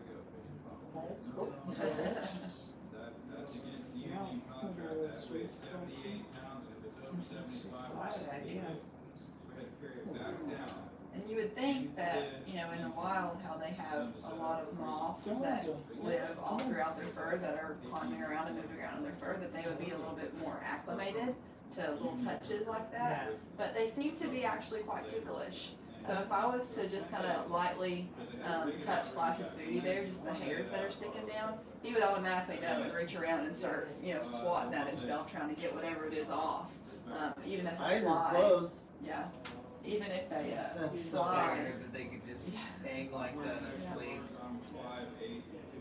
So they have their mechanisms in their forearm, their tendons are so tight that it's natural for them to be clamped down like this, and it takes virtually no energy, no effort to do that. Now for me, if I was to try to clamp down and hold like that for even just 30 Yeah. seconds, it would be pretty difficult. Because for us, it's not geared that way, so it takes work and energy, uses muscles to do this. But for them, it's actually when they have to straighten their claw out and reach for the next branch, it puts stress on those tendons and muscles that are in their arms, and that's what's harder for them to do, is to stretch out. So since their diet is already really, really low in caloric content, they can't afford to just be ripping through the trees, doing different things and expelling energy. So when they're not eating, they're sleeping. So they're just curled up just like that, just taking a cat nap or just sitting there and digesting their food, because that's all they really have the energy to do. So you've been here for 3 weeks. How do you know so much about sloths? Well, before I came here, I watched a lot of the live videos and everything, and I'm wanting to go to vet school. And so I ride with the large animal vet that comes down here to do the work down here. So I knew about the place, and I knew the people and everything, and knew the animals. And I worked at a small animal clinic that just did dogs and cats for 4 years. And with trying to get into vet school, I need to have all different type of experiences. And since I didn't make it in the first time that I applied, I was hoping that having some exotic experience, that would help me get into this next time. It is very difficult, I've Yeah. heard. Yeah, people say that it's more difficult than med school Yeah. to get into. So I got an interview with UT last time, which that's my dream school, but didn't get accepted. So I'm waiting to talk to the dean about, you know, what my strengths and weaknesses were, and then hopefully I can work on those to better my application for next time. But I knew that when I applied last time, I didn't have a whole lot of exotic experience, and I didn't have a whole lot of volunteer hours. And for vet school, they really like to see a really well-rounded student that's active in the community and doing, you know, other things other than animals. So now I'm volunteering at the animal shelter that I live close to and doing the exotics. So I'm hoping that I can get those two areas kind of covered and Yeah, help we me had, out. we had a guy in our neighborhood, he had like a roaming pet thing where he would go to schools. He always had Matilda, which was a kangaroo. Yeah. He had all kinds of exotic animals. Mhm. That's what he did. Yeah, he just built cages in his backyard. Yeah. I do residential and commercial like fencing. Mhm. So it's like, hey, I need you to come over here and make a little cage for this or cage for that. And Yeah. it was always neat to do it. I That don't is think one he had thing a that- sloth though. Did he have a sloth? No. Just a kangaroo and I think it would be really hard for him to have a sloth. He had a lot of lizards and stuff. well, hello. Well, Yeah, hello. sloths are quite sensitive. We smell it now. You want a green bean, What are you Tyler? smelling? You want one? You want one? Want one of these? You don't like it. You don't What like about green or it. Zoe old don't egg? like it. You like old egg. He says not this morning. Do they get like under the weather kind of things or? They definitely have days that they aren't as active and would rather just sleep more. Come here. Come up and give me a oh, yeah, you go. Oh, good girl. Good girl, Zoe. Is that all you want? Yeah. Oh my. Oh, sorry. I'm sorry. Oh, Flash is extending down at you. Oh. That one a green bean.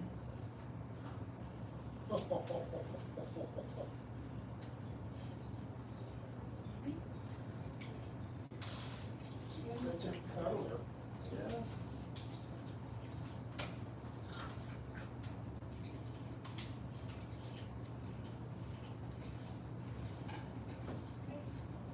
See if maybe he'll eat this full egg for me. I don't look like using eggs this morning. Maybe banana.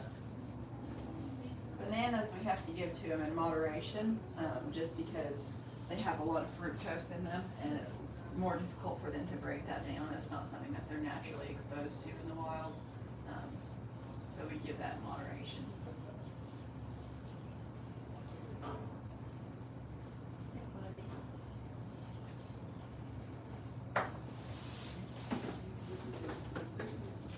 Thanks. She don't like them. All I know is a string bean. She won't eat them. That's all I got left. Yeah, she's a little bit more picky about her green beans. You try to put one in and take a different one out. I know. Hey, sometimes it works, I'll tell you that. Sometimes Flash gets in these moods where I'll offer him a piece. He's itching. I'll offer Flash a piece of a vegetable on one end, and he's like, no, I'm not really feeling that piece. And I'm like, well, this is all I got left, Flash, and I'll turn it around and offer him the other end Yeah. of the same vegetable, and he's like, yeah, that's what I wanted. We have our dog is really spoiled, and she is the pickiest eater I've ever, and it literally, if I offer it, no. But my son comes and gets it and offers it, oh, she'll take it. Yeah. It's so fun. You may, you can offer this up to him, just get this kind of close up to his mouth, and he may eat some of that. It's a little bit of a rice mixture. So that's a mixture of rice, shaved up sweet potatoes, and a really high quality soaked dog food. And that's also a little bit of a protein source for him. I wonder if he knows where he's going. He's looking out the window. What's that, buddy? What's up, the rice? Do they have smell like dogs? Do what? Oh, like a natural, like an odor? No, smell like, do they have a stronger sense of smell? That's what I've heard. Yes, yeah, so since they don't have really good eyesight, they do rely on their sense of smell and hearing to detect things. So he loves bananas, so sometimes if he's having a little bit of a slower morning, we'll go in there and take a banana and kind of blow it up towards him, Yeah. and he'll smell it pretty quickly and come down. Yeah, she was using Yeah. using the banana to get them down. Yeah. They're a lot softer than I thought they would be.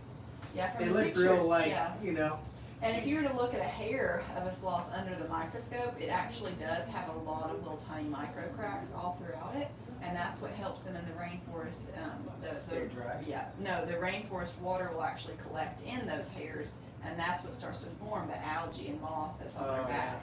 And they use that, they rely on that as a form of camouflage. Yeah, we had some, I got It's some. loving this. He does like the rice.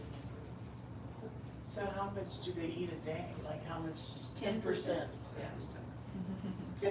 Get in line. I heard 10%, but that doesn't really tell me like Yeah. how much. I was never good at statistics, so I wish Yeah. that I could take their body weight and figure out how much they would Yeah, be, but what does that mean? yeah. And I'm sure they are like our dog. She's really picky, but she's good about I'm done. Mhm. Like she's not she's not a normal dog. She's Yeah. not like there's food and she'll walk up to you, yeah, Yeah. no. Yeah, and that's how they are too. So Flash just might not really be too hungry this morning. Well, she's eating. Yeah, he's eating that rice now because the rice is a really good little treat for him. But if they do get full Take a nap. and they eat their 10% for the day, they can switch it off and just not want to eat it Yeah. anymore because it already takes their Like digestive. you don't measure it. You're not measuring 10%. No, What no, we does give that it. mean? We give it free to them, but they do decide when they're done. Yeah. And they have a set amount that they get in the evenings, but during the day, when they do encounters and stuff, we just kind of, as they want more food, we give it to Pretty them. nice how comfortable they are with strangers. Yeah. She's literally leaning on my arm and sleeping. Sorry, buddy, and I'm not holding this up to them for you. He's probably smushing his little nose all in it. He's gonna come away with rice up his nose. He's like cupping it. Yeah. He's fully extended.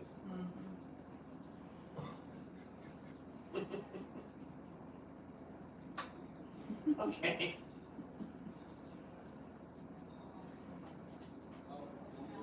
He's gonna probably let it go now. He's got it.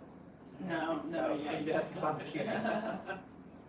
But he definitely doesn't want it to go away, that's for sure. But it is a little arm workout, isn't it, to Yeah. hold it up for a while? I noticed that like after the first week of working here and feeding them, like hand feeding, you know, reaching it up and giving it to him, my right shoulder was like sore. And I kept thinking like, what have I done to make Yeah. my shoulder sore? Yeah. And this is the only thing I can think of. It was just my right, and I'm right-handed. That's always the food that I offer it to them. So, Yes. I've had to switch a couple times. yeah. But he is right now displaying pretty well how they can actually rotate Yeah. their spines. Yeah. So see how his He's hips, twisted. yeah, his hips are completely faced the opposite way than his head, and that's because the three-toed sloths, he's a two-toed, but the three-toed sloths have extra vertebrae in their cervical spines and their neck, and they have a little bit of a tail that sticks down. Now the two-toed, they don't have that. They lack those vertebrae in their neck, and they don't have a tail. And the vertebrae that they're missing in those two spots are actually in between their hips and their shoulders, so their spine is a little bit longer. And that allows them to be able to turn in that way, 180 degrees backwards. And then the three-toed sloth, since they have some extra vertebrae in their neck, as they're hanging from the tree, they can rotate their neck back to look down below them. And then Or since get they, through branches. Yeah. and since the three-toed sloths have just a little bit of a tail, it's actually thought that they have a greater population of moths that live in their fur because when they come down to use the bathroom, they take that tail and they burrow it into the ground and make a little bit of a hole in the ground. And that's in their dung pile that they left the week prior. And so some of the larvae that have not yet fully developed into adult moths can crawl up onto the sloth before they're even fully developed. So it's thought that the three-toed sloths have an even greater population of the moths. No, you're just sleepy today. So do you bathe them? You don't bathe them. They don't require much bathing. Sometimes Flash will get a little bit of a dingleberry hanging on his booty from where he scooches around at the base of the tree, and we can clean that as needed. Same thing with Zoe, but they pretty much well maintain their own hygiene. They don't have any scent glands or musk glands that make them smelly. In the wild, they smell the same as their environment because they have the moss and algae and everything growing on them. So it's quite difficult for things to detect them just based off smell. They smell just their Your little ear. Boy, if your heating or air went out, it would be a really difficult situation. Yeah, if that were to happen, we could rush them all up to the house if our backup generator did not work either. Because up at the house, Dash is up there right now, and it's this constant 78 degrees up at the main house because he stays in there. Unless he comes down. Like, how long would it take? For what? She just likes it. I know, but she likes her little ears touched. Look at her. Alright, your other people are here. You're 12. I have 12. Oh, I do have 12. Cool. And they're the double. Okay. Double. The 12 and 12 Yeah, since we messed it all up today. No. It's alright. Where are you guys from? California. Oh, okay. So you guys Yeah, have a you long had way. to tell us all about the, I found it online. I love sauce. Yeah. we came all the way out here for this? Yeah, No. I did, actually. Yeah. Well, She did. I have to say, he's probably going to say that was the coolest thing I've done in a long time. Will you just take it? I think he ate all the rice and he left the apple. Kids though, I think it's time for you to go teach them more people. I know you don't want them.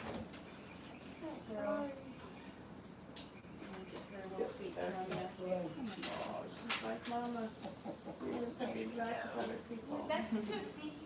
So the next encounters is with Dash, so she's gonna go back up, and you guys can actually watch how I put her back in here. You'll just have to watch Baku, he's gonna come running out with us. Oh my gosh, who's that? That's Baku, he's It's a a little little- three-banded armadillo. Yeah, a little armadillo. Hi, buddy. How old is he? Clink, clink, clink. He's about a year and a Come half. here, armadillo. Come here. Oh, And Baku is a Brazilian armadillo, so yeah, he he's doesn't not, look like a regular yeah, he's not Texas. from the United States. A Texan armadillo. But he's a pretty cute little guy. Just watch, don't put your fingers in there or anything, because he can snap closed Oh on you. my god. That is his defense Yeah. mechanism too, is to snap closed. Wow, on look at something. I that. don't It's think like I've a ever puzzle. seen Yeah. one up that close like that. He's a pretty There cool you little go. dude. Alright, I'll see that too. Thank you. You guys just hit the hand sanitizer one more time All before you right. go out and Thank do you. anything else. Yep. Okay, you guys here to see Dash? Okay. So you guys were booked for the two back-to-back 20 minutes, right? Okay. So we'll come in, you guys can have a seat. Excuse the mess in here No, this don't morning. be. Everybody tends to just throw things everywhere.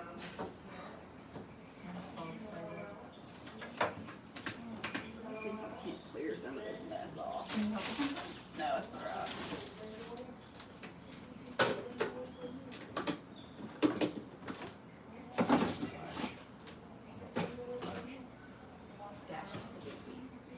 Yeah, so you guys are booked to see Dash, which is who I have in the basket. Flash is still just out this morning from when he was here for his first encounter.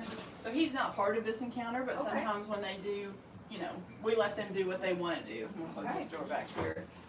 So he's gonna hang out with us, and I always just put that as a disclosure for the people that are watching us on lives too, that if you book to come and see Dash, which is the baby that you guys are gonna see, sometimes Flash is out, sometimes he's not. It's just kind of whatever he wants to do. Hi, baby. Are you all sprawled out? Aww. You wanna come see us? Where's my little bag here? You can hang it over there on that little hook that's behind the phones. Alright, so if you want to have a seat in that blue chair, he can either sit in your lap or you can hold him up. He's kind of catty cornered right now, but usually he's right in the front. And you can just put your little hands right underneath his booty and then just Okay. nice slow pets down his back. Okay. As long as we're calm and slow, then they will be too.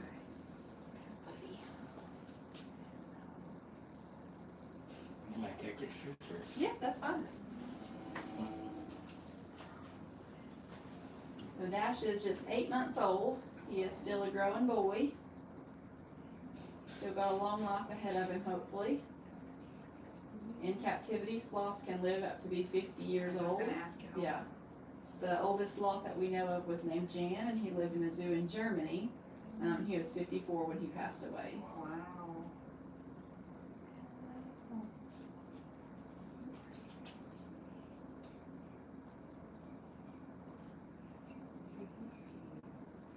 can see how he's more of like a chocolatey brown color, but Flash above us, he's more of a cream color there. And so as they grow, as they get just a little bit older, their fur will grow out into their adult fur, and it's more of a cream.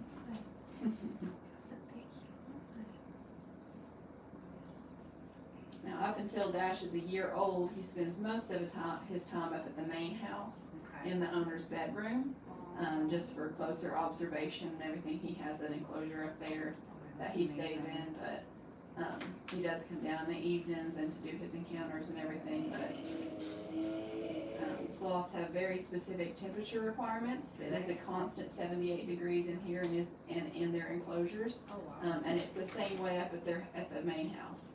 So most people do not like to keep their houses at 78 to 80 degrees, but that is what they require because they cannot maintain their own body temperature. Keep it at 70 degrees.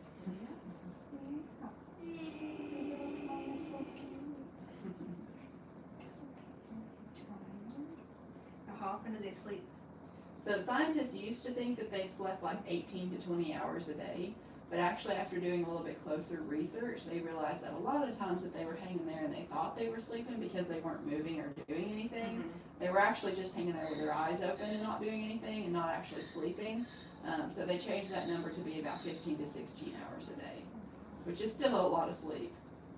But sloths don't always feel like they have to be doing something like we do. Yeah. Now, if you were to tell me to sit still and not do anything for an hour, I'd get pretty bored and get pretty stir crazy.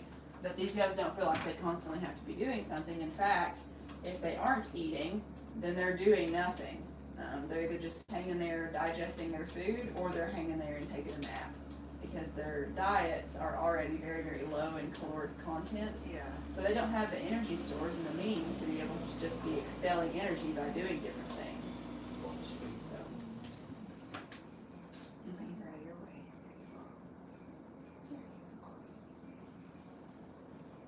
How often do they eat? Is like just like kind of graze like? Yeah, so the babies, they are more so just snackers. They eat multiple times throughout the day. They do, all sloths eat about 10% of their entire body weight every day.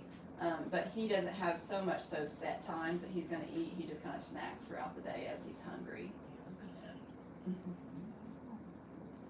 they like their like neck rubbed or anything? Not so much so, because they have really poor eyesight. Okay. And so if something starts to touch them around their face, they're like, holy crap, what's that? They also have basically no peripheral vision. It's almost like if you were to cup up both of your hands and look through it like a telescope. So I can only see you right now. I can't see anything around me. So they can't see something until it's like right in front of their face. Oh wow. They're actually also colorblind and have what's called rod monochromacy, meaning that they only have rod cells in their eyes and no cone cells. And so the cone cells are what gives the vision color. So that's how they are colorblind. But they can see things moving quite well, so it's actually heightened. So if I move right in front of them, it to them is a lot quicker and can be pretty startling, especially to the younger, to the babies, because they're still learning everything. Oh, it says mom here too? No, so we don't breed the sloths here. We got both Dash and Zoe from a breeder that's been doing it for over 30 years, and he's actually a veterinarian. Oh wow. So he has a lot of experience with doing it, and that's exactly what it takes to be able to breed sloths, because there's a lot of stuff that goes into owning sloths and breeding sloths and doing all things sloths. And what areas are they usually bred in? Like, Do what? I think where are they usually bred? Like, They're bred in captivity. in captivity? Yeah. So obviously these guys are captive sloths. Yeah. When I say captive, a lot of people are like, oh my gosh, you captured these guys? And no, these guys are generations upon generations upon generations removed from the rainforest. They have been bred in captivity to do just this, to hold on to people and serve as ambassador animals to educate the public of what not to do. And that would be to take a sloth from the natural environment. So obviously that kind of beckons the question, well, how'd they get started? They didn't just have a already captive sloth, they had to capture one. And so his Sloth Zero, the sloth that started the whole breeding program, was an injured sloth from the wild that could not be returned to the wild. So if she were to have been released back into the wild, her life expectancy would have been very, very short. She had an injury that would not allow her to move around the rainforest naturally and survive for very long. But with accommodations and changes to her enclosure in captivity, she could live a fine and healthy life.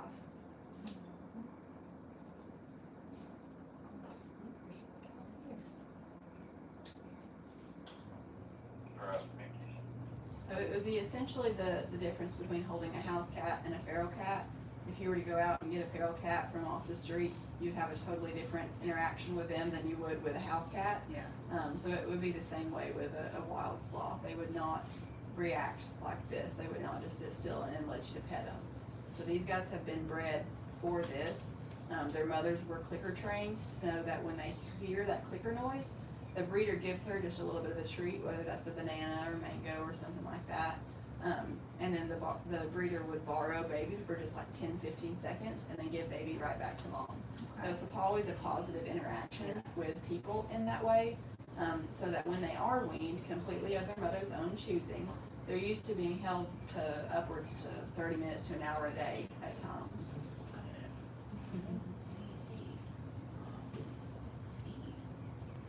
When do they usually like leave their mothers in the wild? Around 4 or 5 months old. Oh, wow. Yeah, and it's not always that the mother will wean the babies. Sometimes it's the babies that will wean themselves. Paper bowls and spoons for Donna. I was coming out to do it, but my car What's said Dash's favorite foods to eat? So Dash, he loves the rice mixture. So when they're babies up until about 2 years old, they get a mixture of brown rice, sweet potato, and a really high quality dog food. Which one's that one? That's Flash. How long have you been there? He's been there the whole time. When we first came in, I pointed him out. Oh, I didn't hear that. Is that your friend up there? How are they with interacting with each other? They don't. They don't. So yeah, in the wild they are very solitary animals and they don't just hang out with one another. So this is a different experience for them. They do occasionally high five each other if I'm sitting down, holding Zoe or Dash. But if Flash reaches down, he's really just looking for food, looking for a little snack.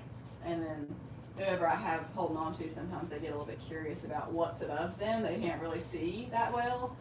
So they'll start reaching up, but once they realize, oh no, you're not food, I'm not interested in you. But Flash is not part of the encounter with Dash. He's just out here for fun right now. We had him out for his other encounter, and he just chose to stay out. Flash.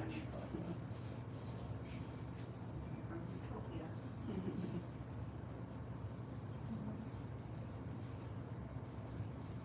So soft. Yeah, they're a lot softer than a lot of people think because the pictures that they see of the wild sloths have a lot of moss and algae that grows on them, and they look pretty wiry. But in captivity, we don't have the constant rain that's coming down on them, and so they don't form that moss and algae like they do in the wild.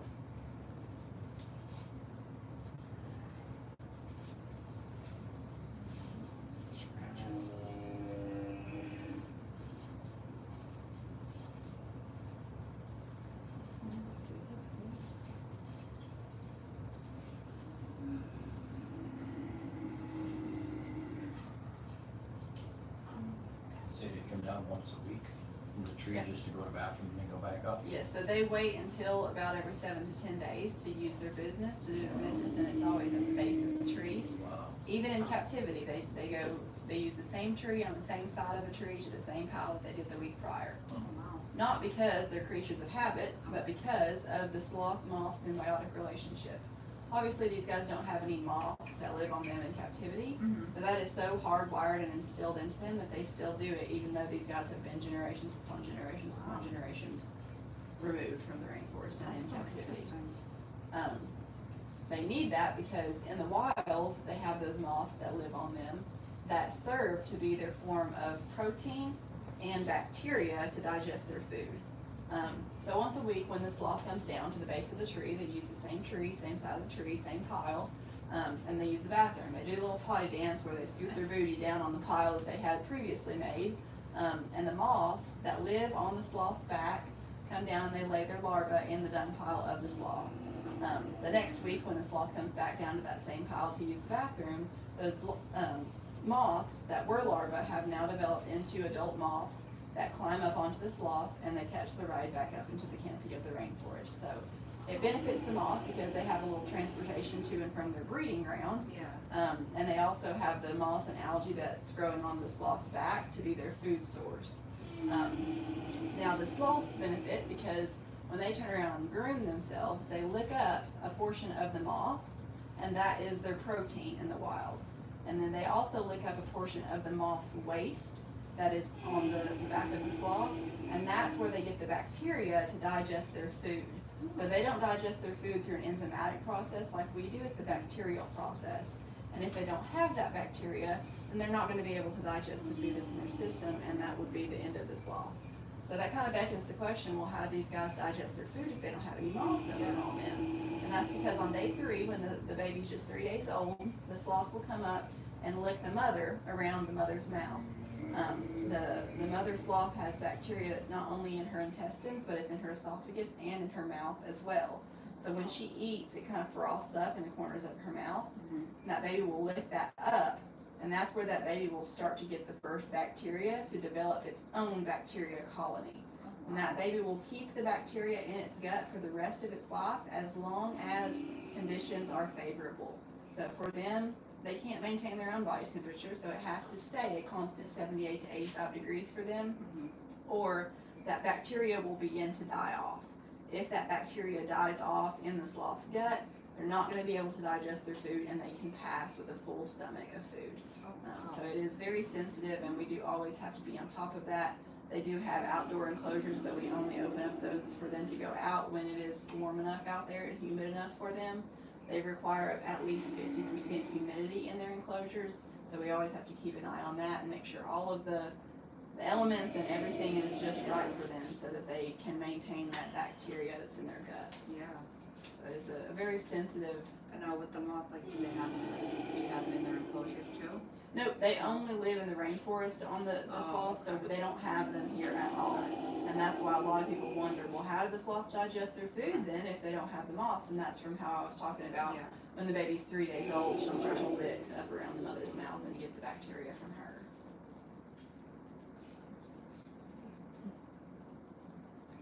So in the wild, if something were to happen that would begin to kill off the bacteria that's in their gut, all they have to do is reach around and lick, groom themselves, and they lick up some more of that moth waste, which is their bacteria.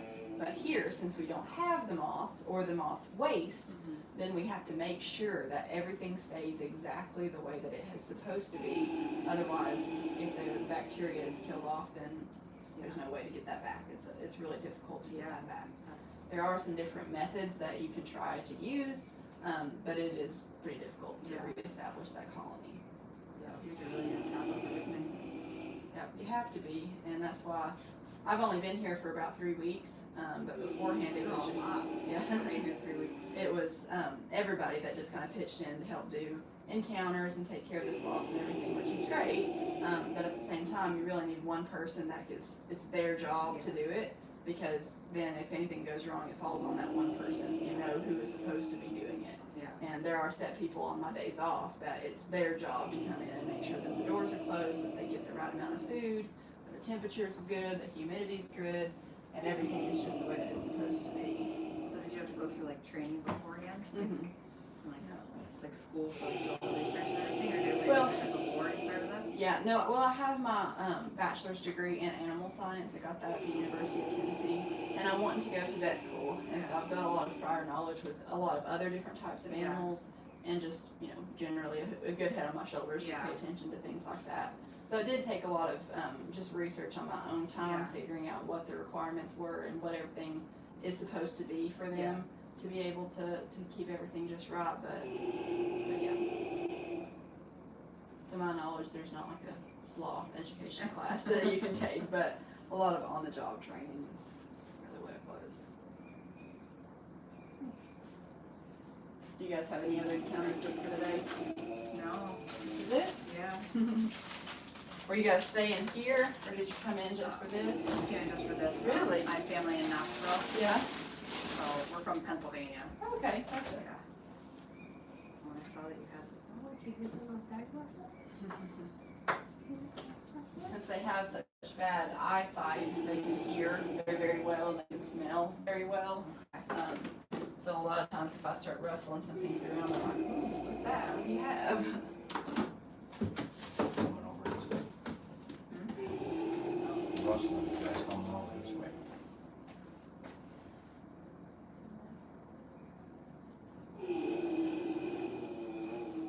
What animal is that? A camel. Yeah, he is a very social camel and feels like he has to have a roommate, and so we had a alpaca in there Oh, is with that the one him. up there? Yeah, with the white camel that's Yeah. out there. But the alpaca was not very thrilled about the fact that he had to be roomed with a camel. And Ali, the camel, absolutely loved Elvis, the alpaca, but the relationship was not mutual. So a lot of times, Elvis, the alpaca, would spit on Ali, and it's this really nice green mixture that's on a white camel. Yeah. And so John got really tired of having to clean his face every day. Yeah. So he's trying to slowly, because once he gets big and is big enough to start doing the camel rides with the other two guys, Yeah. we're not, what are we gonna do? Walk an alpaca right in Yeah. front of him as he's trying to give a ride?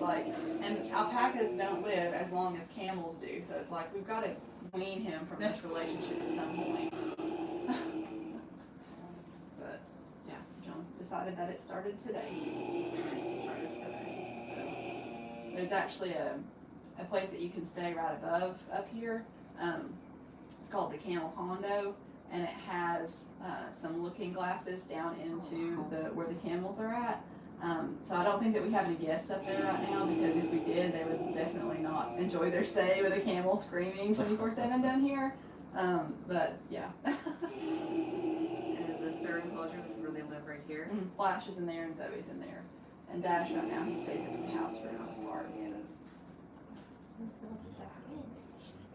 And how big do they usually get, like roughly, like a full size one? So the two-toed sloths, which is what we have here, they can be up to 15 to 20 pounds.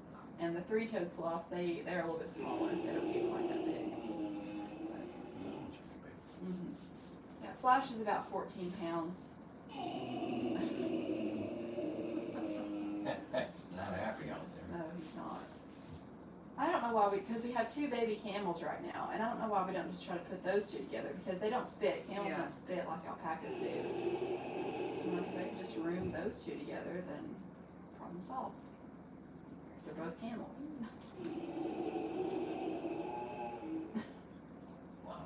Llama spit too. Yeah. I got spit up by a llama. Yeah. Feet. Yeah. And I blew in his face, and he kind of went back. And he went back. Second time I did it, man, I was covered with can't do that. Yeah. So then I got somebody else that's all blown in his face. He likes that. Of course. It was fun watching that. Yeah. But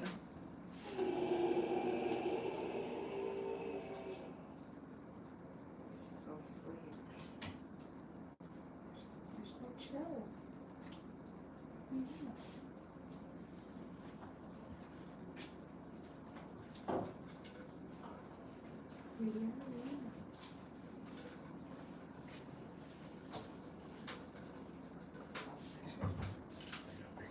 long video.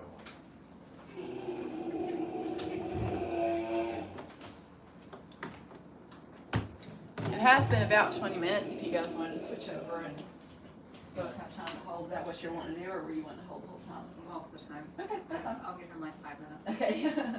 She said a minute earlier, but as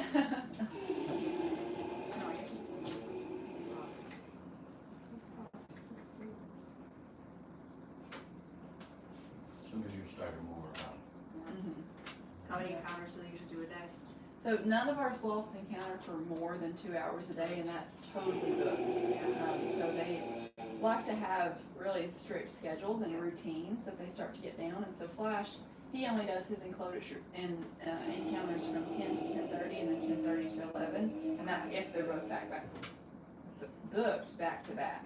So that's a full hour of him encountering, and he's done for the day. He does not have any more encounters in the afternoon, unless he comes out and decides he wants to hang out with us some more, like he's doing right now. Just that he gets like so tired, or? Well, no, but, they do like to sleep a lot, and so they have to have, specific time for them to be able to go and do that. And all of the sloths are that way, so Dash is still getting his schedule down to where he interacts for 20 minutes at a time. So you guys book 2 back-to-back encounters with him. So he's going to interact for 40 minutes, and then he goes right back in his basket, can take some cat naps, and then I think his next encounter is this afternoon at 4. So he's got a real long break in between, you know, having to interact with people. And I say having to interact with people like it's a hard thing for them, but this is what they enjoy doing. If they're not sleeping, this is their happy place. They like to be on people. And do they usually just like stay like this, or? Now Zoe, sometimes she gets a little bit rambunctious and she gets hungry and she'll start twirling around and looking around for food. But for the most part, if she's chill, she's relaxed, she's with somebody that's relaxed, she'll settle down and she'll hook her little claws right around their neck and settle in like that. Are their claws usually sharper than like what they are now, or is this like? Yeah, so his are the sharpest out of our other 2 sloths just because he doesn't climb as much. Their claws continuously grow throughout their lives, so you can kind of see how long his are. We keep all of the natural bark on the trees that are in his enclosure, so that it naturally wears them down over time like it would in the rainforest. But when they're babies, it's definitely the sharpest that they are. They don't feel that sharp.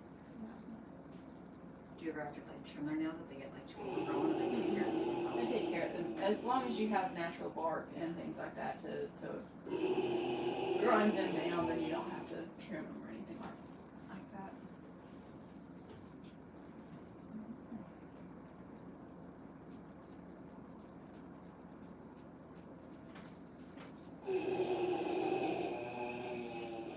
He's not happy. He is not. I have a feeling by the end of this week, if he's still doing that and carrying on, they're just gonna put Elvis right back in there with him. Just keep cleaning the space.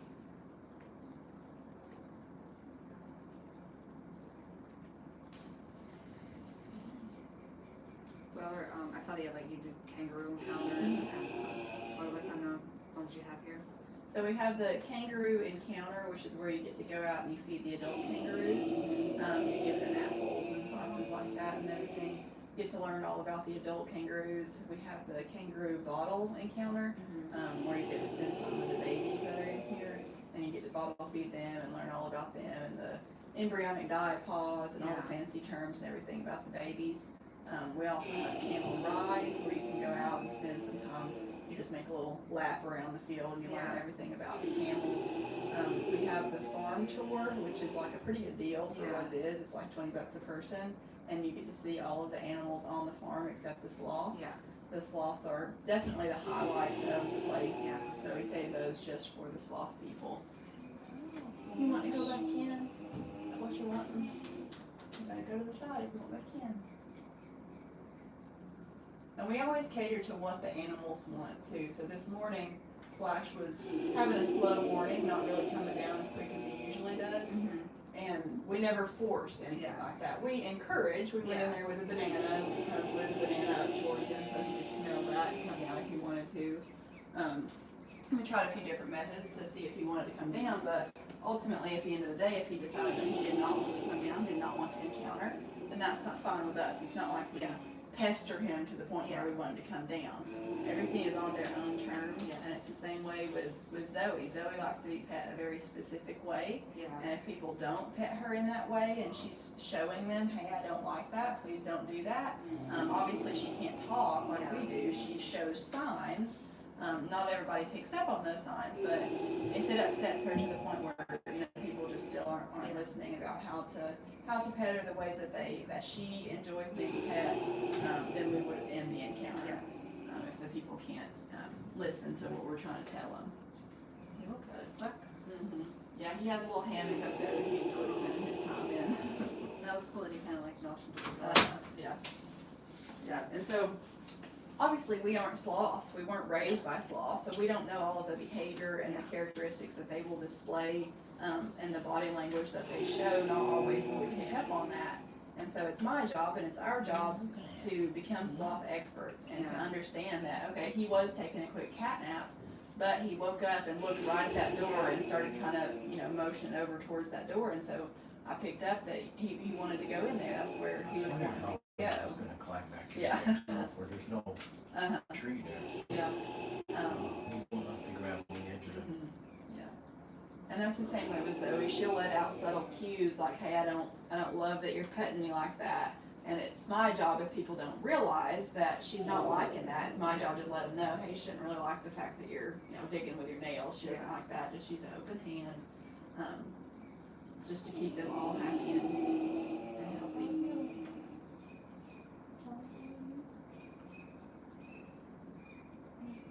And we're very guarded of the time that we spend with the sloths, and we let other people spend with the sloths too, because it is a routine for them that they do have people, and they love to interact with people, but we keep it strict to that schedule. So if a sloth has already been, say Zoe, say if she's had 2 back-to-back encounters for 30 minutes, and she's already been encountering for 30 minutes, and somebody comes in and says, hey, I know I didn't book for an encounter, but can I see Zoe?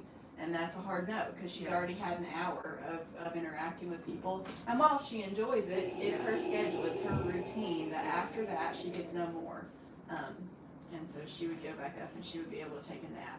Maybe later in the day, if we had more time, we would allow the people to have an encounter, but it's all on their schedule and their time.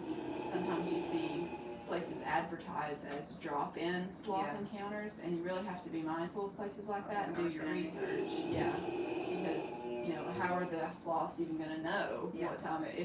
If the place is really booked that day, then the sloths could be encountering from open to close, and you have to really think about the quality of life of those animals. We were reinforced zoo up in Scranton. Yeah. And they have 2 slots in there. You can't touch them. You can only just watch them.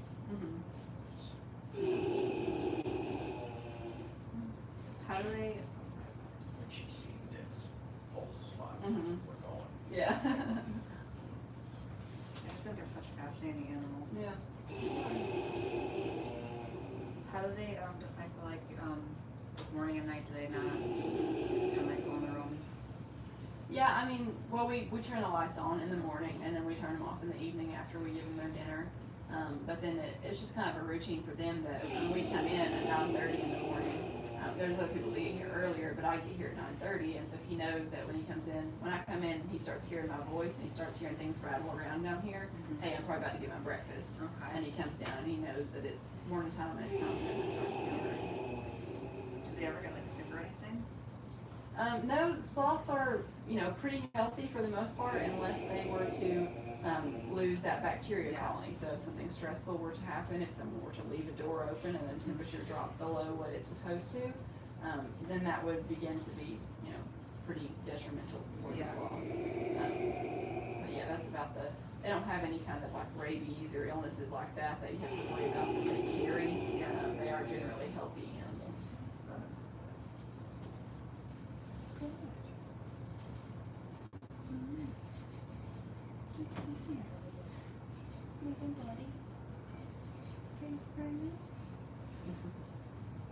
And some scientists speculate that when they're looking upside down like that that's actually their right side up.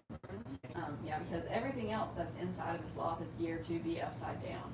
Everything from their circulatory system, their digestive tract, the suspensory ligaments that hold all of their intestines in the right place. Everything is wired for them to be upside down. So it makes sense that their vision works the same way. But not all scientists agree with them on that. Makes sense. Well, you need to do something. I know. No, I'm not. It's miserable. I think we have 2 baby camels, so I think it would be the best if we just put both baby camels together. But never know. I'm not a camel expert. We do have about 5 minutes left if you guys wait. Yeah, about 5 minutes. He's comfortable. Just let him go. 5 minutes. The other thing I showed you, they do have little ears, and they are just behind little tuft and hair. Oh, wow. Never really had it. They're so tiny. So we're trying with Dash to acclimate him to all different sorts of touches. Zoe, she was our first baby sloth, and so with any first child, you want to do everything just right. Yeah. And she started showing us pretty early on that she didn't like her belly messed with, she didn't want her sides touched or her ears to be rubbed, and that was totally fine with us. We were like, okay, that's all you just let us know. But as a result of that, she has always kept those tendencies, and Yeah. she, now that she's, 12 pounds, she's like, very particular. yes. And so we're trying with him a lot harder, that when he's distracted and he's eating, we're rubbing his ears, we're rubbing up the wrong way against his hair, even though that drives me crazy. Some people do it. We're just trying to acclimate him to all different types of touches, because some people just get so excited that they're holding a sloth that they forget the ways that I've told them to pet. She's so relaxing.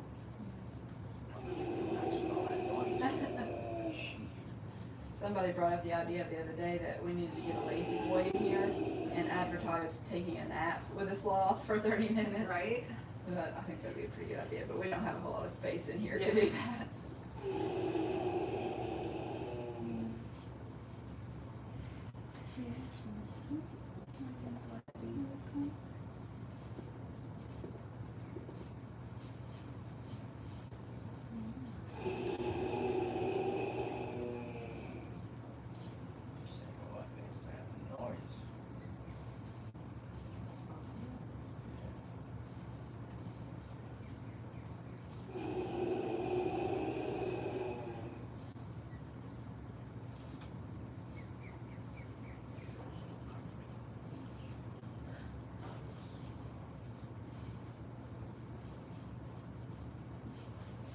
It's almost like it's when she was scratching. Yeah.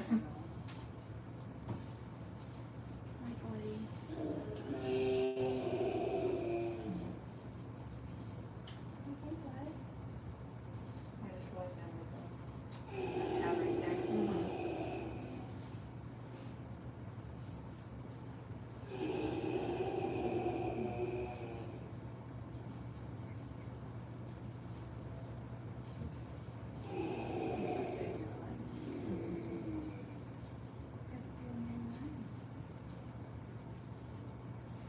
Amazing when they can hold on upside down and go to sleep Yeah. and not relax Yeah. and fall. Well, so for them, the tendons that are in their forearms are so tight that clamp down like this is their relaxed state. Oh.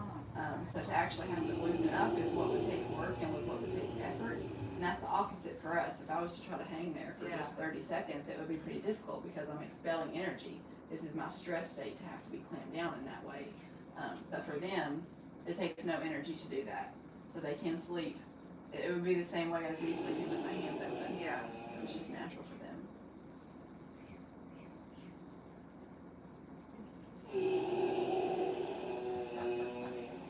You know, listen to that all day. Mm-hmm. Wow.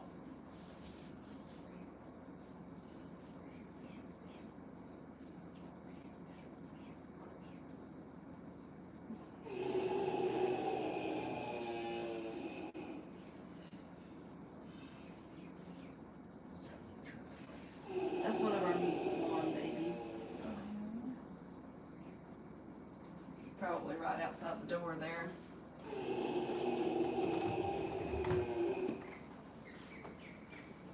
Hello.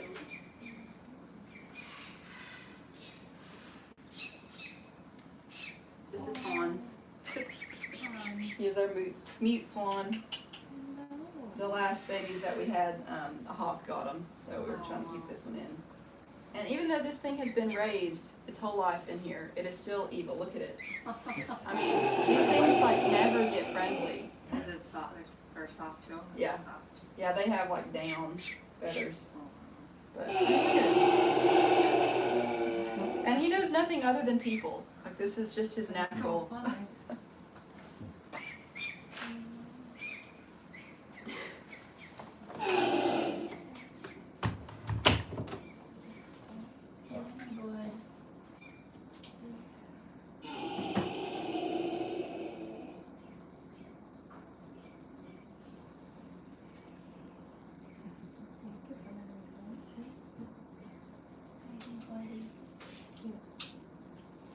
Well, it is time. So I'll go ahead and get in front of you.